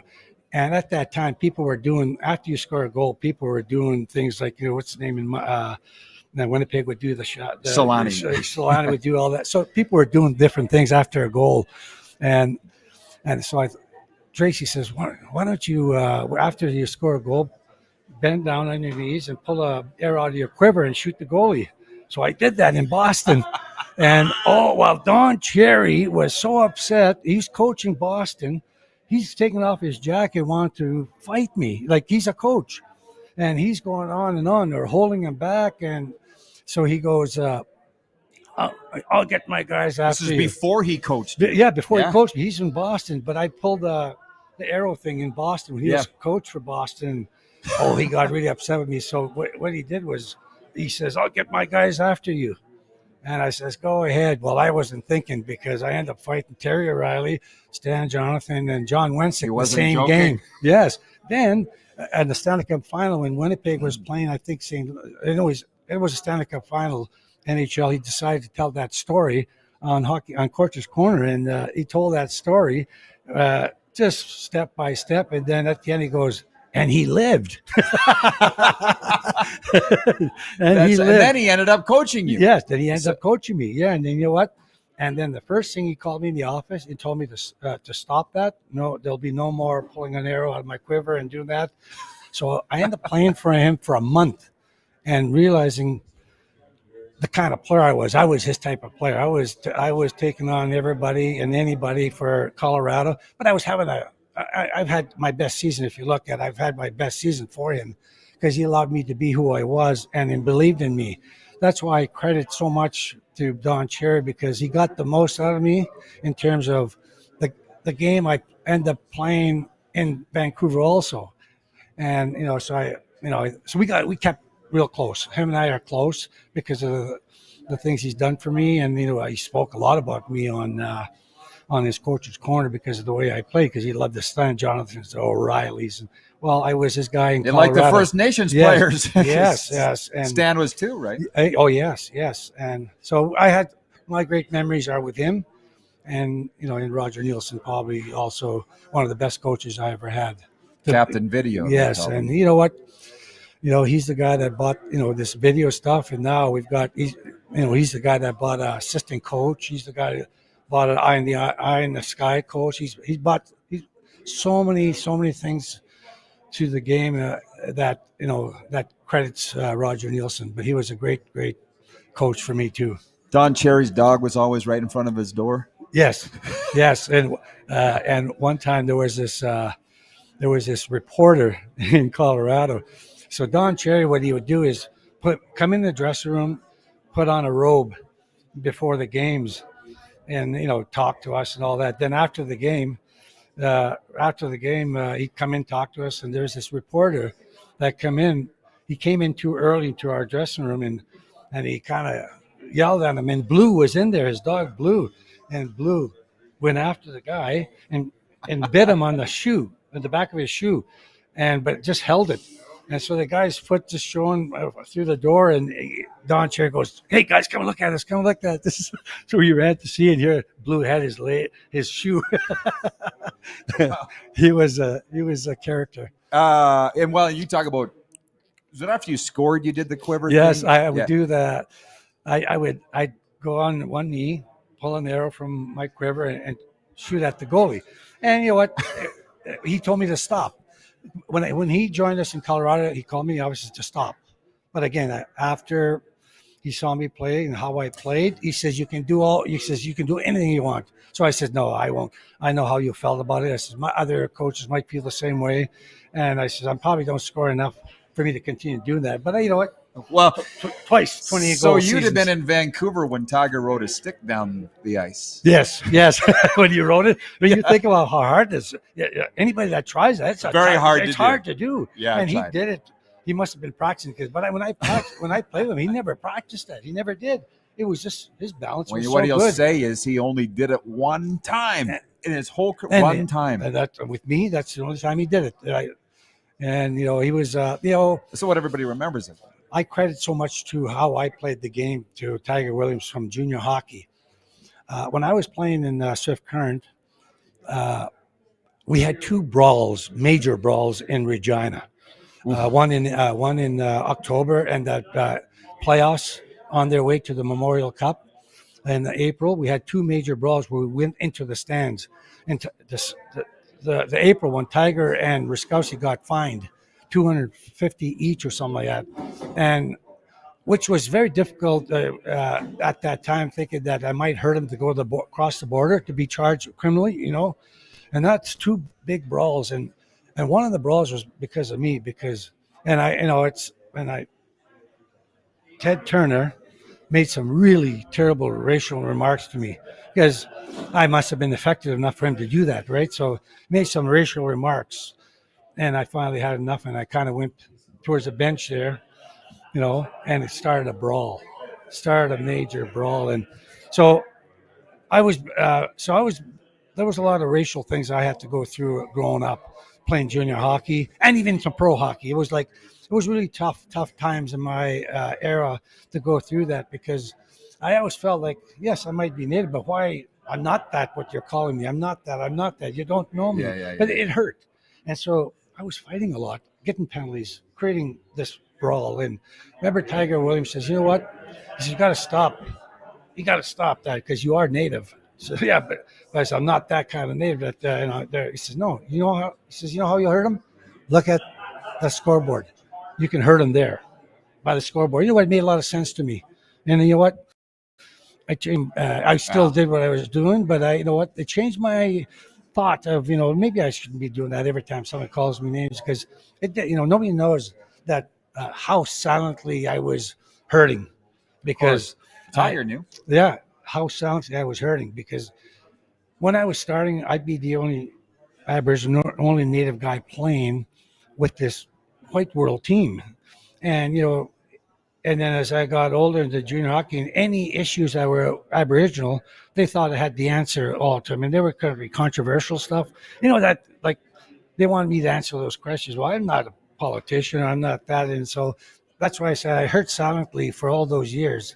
It really did hurt. Oh, I bet. Oh, yeah. And people don't know that, don't understand it. But, I'm sure you can talk to Stan John, he'd probably say the same thing, and even Teddy Nolan. Peter Worrell in Florida, where I am, to talk about as a black man. Yeah, so people don't understand how silently those things hurt us, even though, we're supposed to have thick skin. But, I've lasted this long. I have thick skin. As you know, you're not the one with the problem. They are. Yes. Somebody probably helped you out with that along the line. And Tiger also says the Pats fans started that brawl. Yeah. To this day, he says that. I remember I got hit so hard because what happened was we were on one side of the rink. So I saw one of our defensemen getting punched out in the stand. So I went under there was this bar. I went under there to go and stop it. Here's a guy waiting. It's just like my neck got caught in this bar, and I look up, and a guy hit me right on the nose, and I just sprayed him with blood from my nose. But it was he punched you? Yeah, this fan, yeah, right in the nose. But I went to go under it, and my neck got caught in the bar like this, and I looked up, bang. And that created even more. Oh, I heard more, it was 1974. Yeah, like the cops were there. Yes, the cops were there. Well, yeah, there were cops. That's why I said that time it was Ruskowski and Tiger got charged.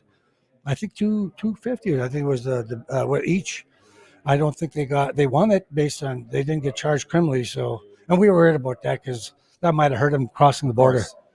Ron DeLorme with us. He's going into the Scouts Hall of Fame tonight, Western Canadian Pro Hockey Scouting Foundation. So you're still working with Vancouver? Yes, this is now 39 years as a scout. Wow. Played for them also. I played for them until I hurt my knee. I retired regarding my knee, and they offered me a job to coach. And it was sharing with Quebec at the time, and I thought about it. It was going to be with Ron LaPointe, but they offered me a job.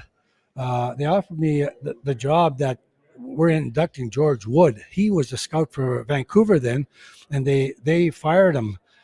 So they were without a Western scout for a year. So I was on my way. I was still a player, and I hurt my knee. I tore my knee. I was going to go visit my folks in Saskatchewan, and they said, "Why don't you watch some games for me?" So I went to Saskatoon. Jackie McLeod was the general manager there. So Lou Benicki was with him, but I knew all these people. The coach I knew, and I says, they offered me scouting or coaching. And so I took the scouting because I knew a lot of the coaches, general managers. It made my adjustment easier. So I've been doing it ever since. And from 1986, I've been scouting. That's unbelievable. On 86. And it's been, my journey's been great. Great memories. The game has done so much good for me. I saw the world, which I would never have seen. The education I got from seeing the world. It's been so great. This journey. I owe so much to hockey, and I think I gave hockey a lot. Yes, you have. Well, I'll tell you this. I've been around this. I got in the Western Hockey League in 1993 as a broadcaster, and you're always a first-class guy coming into the scouts' rooms, always smiling, always beaming. We have a lot of viewers in Vancouver. I'm sure they're loving this interview with Ron DeLorme right now. I will say Canucks great. Give them reason for optimism. Well, you know what? I would love to win a Stanley Cup. I've never won a Stanley Cup in my 49 years. So I don't know the feeling, but I would love within the next few years to give a chance that we win the Stanley Cup. Just to grab that feeling, what it feels like. And I look at your rings there. You know, I'd love to have one. I'd love to have a ring like that, but just a feeling to hold that Stanley Cup. I would love to do that in Vancouver. Love to do that with And Vancouver. Adam Foote's gonna do it for you, huh? Yes. You know what? Adam was our assistant coach there, and he got along with the players. The players like him, and you know what? Got along with our superstar defenseman and Hughes, and I think the relationship is so good that you know it's going to be good. It's going to be good because he bought new assistants for himself, and Adam knows the team, and I think, like I say, he knows the team that I think we're going to move forward with this guy in a good way. Awesome. You got some family with you tonight? Yeah, my wife came with me because she got to meet all these people last year. This is the first time she came to meet a lot of these scouts, better halves, their wives. So she loves coming here to meet the other wives. The ones in the shadows when it comes to this scouting, right? So, did you go in last year? Or you're going in tonight? No. The first year we did this, there was five of us, including Garth Malarchuk, got recognized as our year service. Okay. They're making us say goodbye. So, Already. Ron DeLorme, Thanks thanks you. for the time. Okay. We'll be right back to you can have a seat. 15 seconds at the Sheridan Cavalier Airport, Calgary. We'll be right back with more special guests after this here on Game Plus Television and streaming live on YouTube.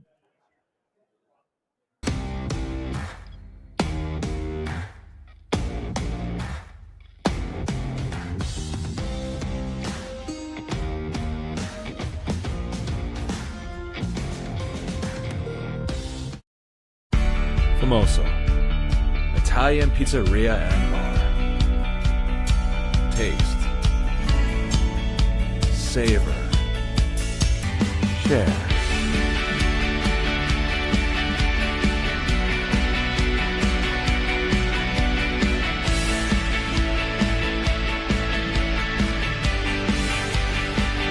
Famoso, the spirit of Italian. Come in, enjoy. This is a test pattern. This is what happens when your video company screws up. You don't want your clients to see a screw up. Hire a company that only does video, so it won't screw up. Then, people who give you money will see less of these and more of you. Skycron.com/live. Business owners and marketers. Okay, we know you think we're pretty cool. That's why we want you to share in the coolness factor. Partner with The Rod Peterson Show and market your business every weekday to sports lovers just like yourself. Take advantage of our many cost-effective commercial and promotional opportunities. Tell the world about your business. Yes, the world. Thanks to Game Plus TV and the Rod Peterson Digital Network. Contact us today and find out how you can be a part of Canada's fastest-growing sports talk show, The Rod Peterson Show. Sports fans, daytime sports talk gets a whole lot better weekdays at noon Eastern with The Rod Peterson Show. Talking sports daily with A-list guests, and the best part is you can always join the discussion as we're the most interactive talk show on television. Broadcasting from coast to coast from the biggest events like Super Bowl, Stanley Cup Final, Grey Cup, and more. There's nothing like it in the game today. The Rod Peterson Show, daily at noon Eastern and 10 p.m. Pacific on Game Plus Network. This is a test pattern. This is what happens when your video company screws up. You don't want your clients to see a screw up. Hire a company that only does video, so it won't screw up. Then, people who give you money will see less of these and more of you. Skycron.com/live. Business owners and marketers. Okay, we know you think we're pretty cool. That's why we want you to share in the coolness factor. Partner with the Rod Peterson Show and market your business every weekday to sports lovers just like yourself. Take advantage of our many cost-effective commercial and promotional opportunities. Tell the world about your business. Yes, the world. Thanks to Game Plus TV and the Rod Peterson Digital Network. Contact us today and find out how you can be a part of Canada's fastest-growing sports talk show, The Rod Peterson Show.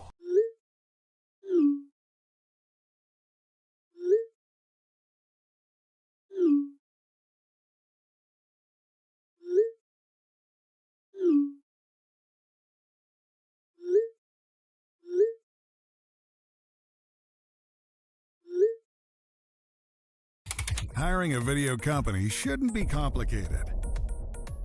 Click, pay, done. Skycron.com/Regina. All right, welcome back, everybody. What a fantastic show it's been. Better than I even thought, and I knew that it was going to be great. We're live at the Sheridan Cavalier Calgary Airport Hotel, getting ready for the Western Canadian Pro Hockey Scouting Foundation Wall of Fame induction tonight. You've met some of the inductees. We've had the MC on here, Dennis Bayak. And by the way, on this interview with Ron DeLorme, Johnny M. has written in from Winnipeg on the Western Dodge text line, and he says, the war stories. Oh. David George, did you hear any of what Ron DeLorme just had to say? Oh, yeah. Wow. Yep. Wow. And you're here representing your dad, just like me. Yeah, it's awesome. Talk about your dad. Well, David George, by the way, I called up his hockey DB. It's a wonderful thing. From North Battleford, Saskatchewan, played for the Lethbridge Sugar Kings, Calgary Centennials, Victoria Cougars, Edmonton and Swift Current again, Battlefords, El Paso, Minor. Couldn't you keep a job? You know, that's a big story because actually when you always got to think of it as the positive where somebody else wants you more than the other guys I'm did. teasing you, of course. That's what I always say. I know. Tell me about your dad. Well, Jeep was his nickname, and he started in the mid to late 60s with the New York Rangers, Emil Francis, and started scouting for the pros back in those days. Then when Emil moved to Hartford, he moved with him there. And then and when the Central Scouting System kind of took over, because Harold Ballard was tired of paying 30 guys, they decided to go with Central Scouting, and Dad moved over with, and there ended up being 4 guys and the boss for the Central Scouting System. So that was his career. It spanned about 18 years, and he was a very dedicated man. And, you know, I mean, in the early 50s and 60s, we had a farm team for Boston, actually, and my uncle was the chief scout for the Boston Bruins in Western Canada. So they had a team in North Battleford called the Beaver Bruins, who fed the Estevan Bruins, who fed the Boston Bruins. That's where these names come from. So you know, everybody, Weyburn Red Wings, Detroit Red Wings, the hockey history is unbelievable. Absolutely. Yeah, and so you're living in Battleford now. But I'll say you something. One of my favorite rinks in the world is the North Battleford Civic Center. And I don't know how you feel about it. Yeah. Just the history and the photos in the lobby. Yeah. Because you brought up Emil the Cat Francis. Yeah, there's some guys on the wall there that are pretty cool people. And Ripley's, believe it or not, when the rink opened in 1963, Emil brought the New York Rangers to play the Los Angeles Blades to open the North Battleford Civic Center up. And I just happened, of course, the Rangers had all their stick boys and all that. So I ended up being a stick boy for the Los Angeles Blades. And Wow. Willie O'Ree played for the Los Angeles Blades. I didn't know that. Wow. Amazing. And Well- another guy by the name of Howie Young wore black just like Johnny Cash. Cowboy Okay. hat, boots, the whole 9 yards. It was Characters. awesome. There's not a lot of those left anymore. By the way, from the Scouts, John in Winnipeg, regarding the Scouts, John says, it's great that they are recognizing you guys. Bravo. Rob in Vegas says, Ron DeLorme had a Hall of Fame mustache when he played for Colorado. Yes. Mark in Prince Albert writes that he says, that was such a great interview with Ron DeLorme. I don't even want to think about what he put up with as a player. And he got into it a little bit here. That was an unbelievable interview. But you're back on point of what you're saying here. How do you feel about this Scouting Foundation? It's awesome, you know, and I'd like to thank all the people involved in it. Ronnie was actually, you know, Ronnie and I live 20 minutes apart from each other, and he actually credits my dad for getting him going and getting him into North Battleford and playing hockey, and which I thought was a pretty cool thing that Ronnie brought up with me. And like I said, we called him Koshin when I played with him in Swift Current. So the whole thing has just been absolutely amazing. And once again, I'd like to thank the whole Tim, and I don't want to leave anybody's name out, so I'll just thank the whole board of directors and all the guys that are involved in putting the guys into this. And it is a tremendous thing. My dad's going in as a builder, of course, because he's one of the old guys. So, and he's been gone for 40 years already. Wow. So, yeah.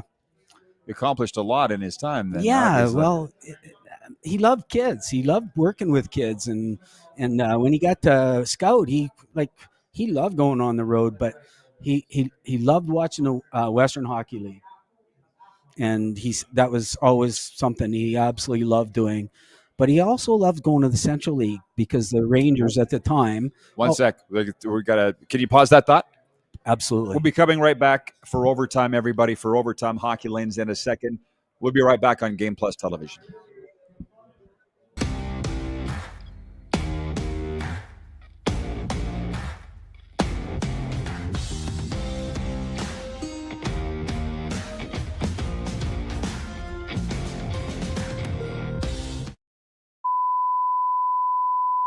This is a test pattern. This is what happens when your video company screws up. You don't want your clients to see a screw up. Hire a company that only does video, so it won't screw up. Then, people who give you money will see less of these and more of you. Skycron.com/live. Business owners and marketers. Okay, we know you think we're pretty cool. That's why we want you to share in the coolness factor. Partner with the Rod Peterson Show and market your business every weekday to sports lovers just like yourself. Take advantage of our many cost-effective commercial and promotional opportunities. Tell the world about your business. Yes, the world. Thanks to Game Plus TV and the Rod Peterson Digital Network. Contact us today and find out how you can be a part of Canada's fastest-growing sports talk show, The Rod Peterson Show. Sports fans, daytime sports talk gets a whole lot better weekdays at noon Eastern with the Rod Peterson Show. Talking sports daily with A-list guests, and the best part is you can always join the discussion as we're the most interactive talk show on television. Broadcasting from coast to coast from the biggest events like Super Bowl, Stanley Cup Final, Grey Cup, and more. There's nothing like it in the game today. The Rod Peterson Show, daily at noon Eastern and 10 p.m. Pacific on Game Plus Network. Business owners and marketers. Okay, we know you think we're pretty cool. That's why we want you to share in the coolness factor. Partner with the Rod Peterson Show and market your business every weekday to sports lovers just like yourself. Take advantage of our many cost-effective commercial and promotional opportunities. Tell the world about your business. Yes, the world. Thanks to Game Plus TV and the Rod Peterson Digital Network. Contact us today and find out how you can be a part of Canada's fastest-growing sports talk show, The Rod Peterson Show. Famoso, Italian pizzeria and bar. Taste, savor, share.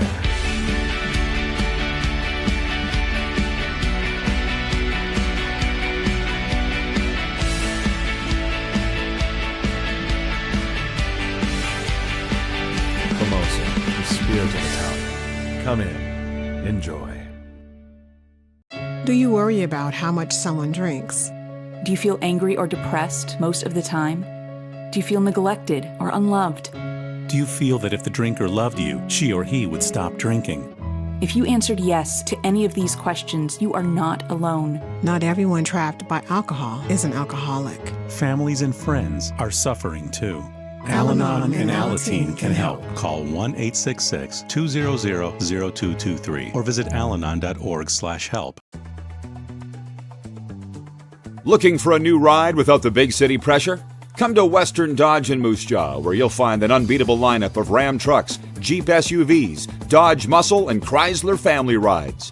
With knowledgeable staff, great prices, and that friendly Moose Jaw touch, you'll drive away with confidence. Western Dodge, big selection, small town service. Visit us today or browse online at westerndodge.ca.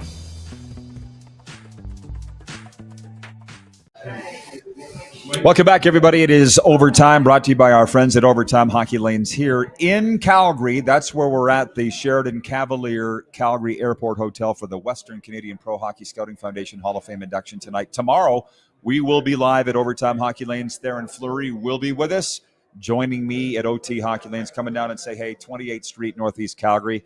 Just before more with David George, his dad's going in tonight into the Hall of Fame. Daryl Robinson from here in Calgary writes in on the Western Dodge text line, and he says, great interview with the Chief, Ron DeLorme. Before I got into scouting junior hockey, I grew up in PA, and in 1972, I watched a very young Ron DeLorme score goals in the Raiders' second year. Through all my years of scouting, I've never crossed paths with Ron DeLorme, but I know many scouts that call him a great friend.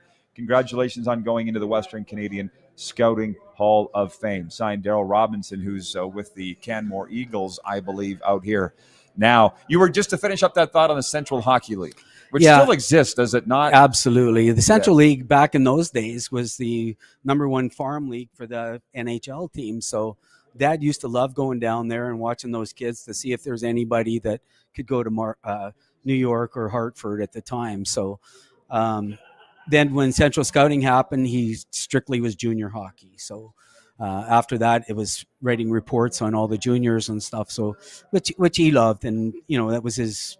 They started the Beaver Bruins in 1952 in North Battleford, and was involved his whole life with hockey. And his nickname was Jeep. There's a little bit of a story to go with that, but we won't talk about that. Okay, yeah. Well, in the time that we have left, which is only a few moments, you were mentioning being a baseball guy, and congratulations yourself on going into the Saskatchewan Baseball Hall of Fame. We're getting close to playoff time here in the WCBL. I'm missing a Miller's game tonight to be here broadcasting from this event, but we got the next. Well, first of all, that Saskatchewan Baseball Hall of Fame is a pretty big deal. Yeah, I mean, I guess it's one of those things I started, when I was a kid, obviously, and 1979 I started playing senior baseball and played that till 2002. So I played 4 decades, 4 different decades, and then coached for a number of years. And Andrew Albers, who played Major League Baseball, was one of the kids I coached, and him and my son are still good friends and played together. So Andrew's dad, Bernie, and myself coached these kids for 6 or 7 years. And then Andrew, of course, went on to Kentucky and then overseas, and then ended up playing for Minnesota. And we actually went to Kansas City to watch him pitch his first MLB game. So baseball has been a big story in our lives too. Well, we've had a theme over the last week or two about, is baseball making a comeback? You're clearly a longtime baseball fan. The real baseball diehards are saying it never went away, but it kind of did until they made these rule changes, I feel. Yeah, well, the games are shorter now. Yeah. I mean, they're all under 3 hours for the most part, which they used to go to 4.5 Too sometimes. much, way too much. Yeah, way too long. And so they've got them pieced down a little bit, but it's the same. The rules have changed in hockey too. You used to be able to, when you're going by a guy would grab you and hold you, and so everybody thought, well, geez, the scoring's going to go up. Well, it hasn't. Yeah, why hasn't it though? Well, you would think it would. They took away center, I think, still, and some of the other stuff that goes along. Well, with it. it's funny you say that, and we're running out of time to go down this road. But Garth Malarchuk was on here, very first guest. He's the guy that started this whole Scouting Hall of Fame, and he goes, these guys that are going to NIL or for the NIL money are going to find it's harder than junior because of the ages of the players in college hockey. Yeah, well, the ages in college hockey can be up 22, 23 years of age. So, yeah, my son went to Lake Superior State, on Div 1 scholarship and stuff. And so, he found out real quick that those, as a 20-year-old, those guys 22, 23 were stronger and bigger. And well, yeah, and to clarify, Garth isn't saying the guys bolting to go to college hockey for hundreds of thousands of dollars are going to struggle. Maybe they'll be great, or maybe they won't. Right? Like it's so new. Well, the great ones will be great. You would think. Like if you're Gretzky and going to college, or Sidney Crosby, who I saw here at the MAC tournament, was a great player. So the young McKenna kid and those guys they'll be good. They'll be good in that league. It doesn't matter how old the guys are. They're just going to get a taste of the older guys. It's and like, so when his draft eligible year, the next year, he's going to have an idea of what to look forward to as far as the 22, 23-year-olds go. strength and all the rest of it. I think the main thing is, and of course, I've spent this 2 days immersed with hockey people, and this is what they talk about. This right here, right? And it's like Connor Bedard going to the World Juniors after struggling with the Pats. You surround him with better players, what happens? Superstar. Yep. Right? Then he gets to Chicago, and he's on a bad team. Still been pretty good. But there's not everybody's Connor Bedard. No, I mean, the skill level of some of these kids is just phenomenal, and that's what it's all about. If you've got the skill, and that's what I'm saying about these kids that are going to the U.S. colleges at 18 or 17 before they're draft eligible even. If they're good in major junior hockey here in Canada, they'll be good there. Because you never could get those kids there before because it wasn't allowed, right? So you went to tier 2 kids, and I'm not dissing tier 2 kids because that's where my kid came from. But you got Josh Manson and there's a whole raft of them that stayed in tier 2 to go to that college. Cale Makar, Schwartz, several, that are quite pretty darn good hockey players. And Carter Sear was on earlier, and they've got a kid in that played with my son-in-law in Minnesota Duluth, Falk, who plays in St. Louis, that chose that. Justin Falk. The Blues are the only team, actually the first team in NHL history to have an entire college hockey blue line. First ever. That's pretty cool. And they seem to be doing okay. They're doing just good. Well, David, thanks for coming on, man. Appreciate it. Congratulations to your family. Thank you. And your dad, Jeep George, going into the Hall of Fame tonight. My dad as well. That's 2 of the 30. Be paying attention to all the social media feeds of the Western Canadian Pro Hockey Scouting Foundation because there's one surprise inductee that doesn't know. And you'll find out. And you all know his name, but we're not going to spoil that surprise. Thanks to Garth Malarchuk, Carter Sears, Ron DeLorme, David George, for those that were supposed to be here but didn't. Thanks for nothing. And we'll see you tomorrow, everybody, live from Overtime Hockey Lanes here in Calgary, 28th Street Northeast. Come on down and join us, and be good. We'll see you tomorrow on Game Plus TV. Now I'm the whore and the pimp. That's where the money is. How about that?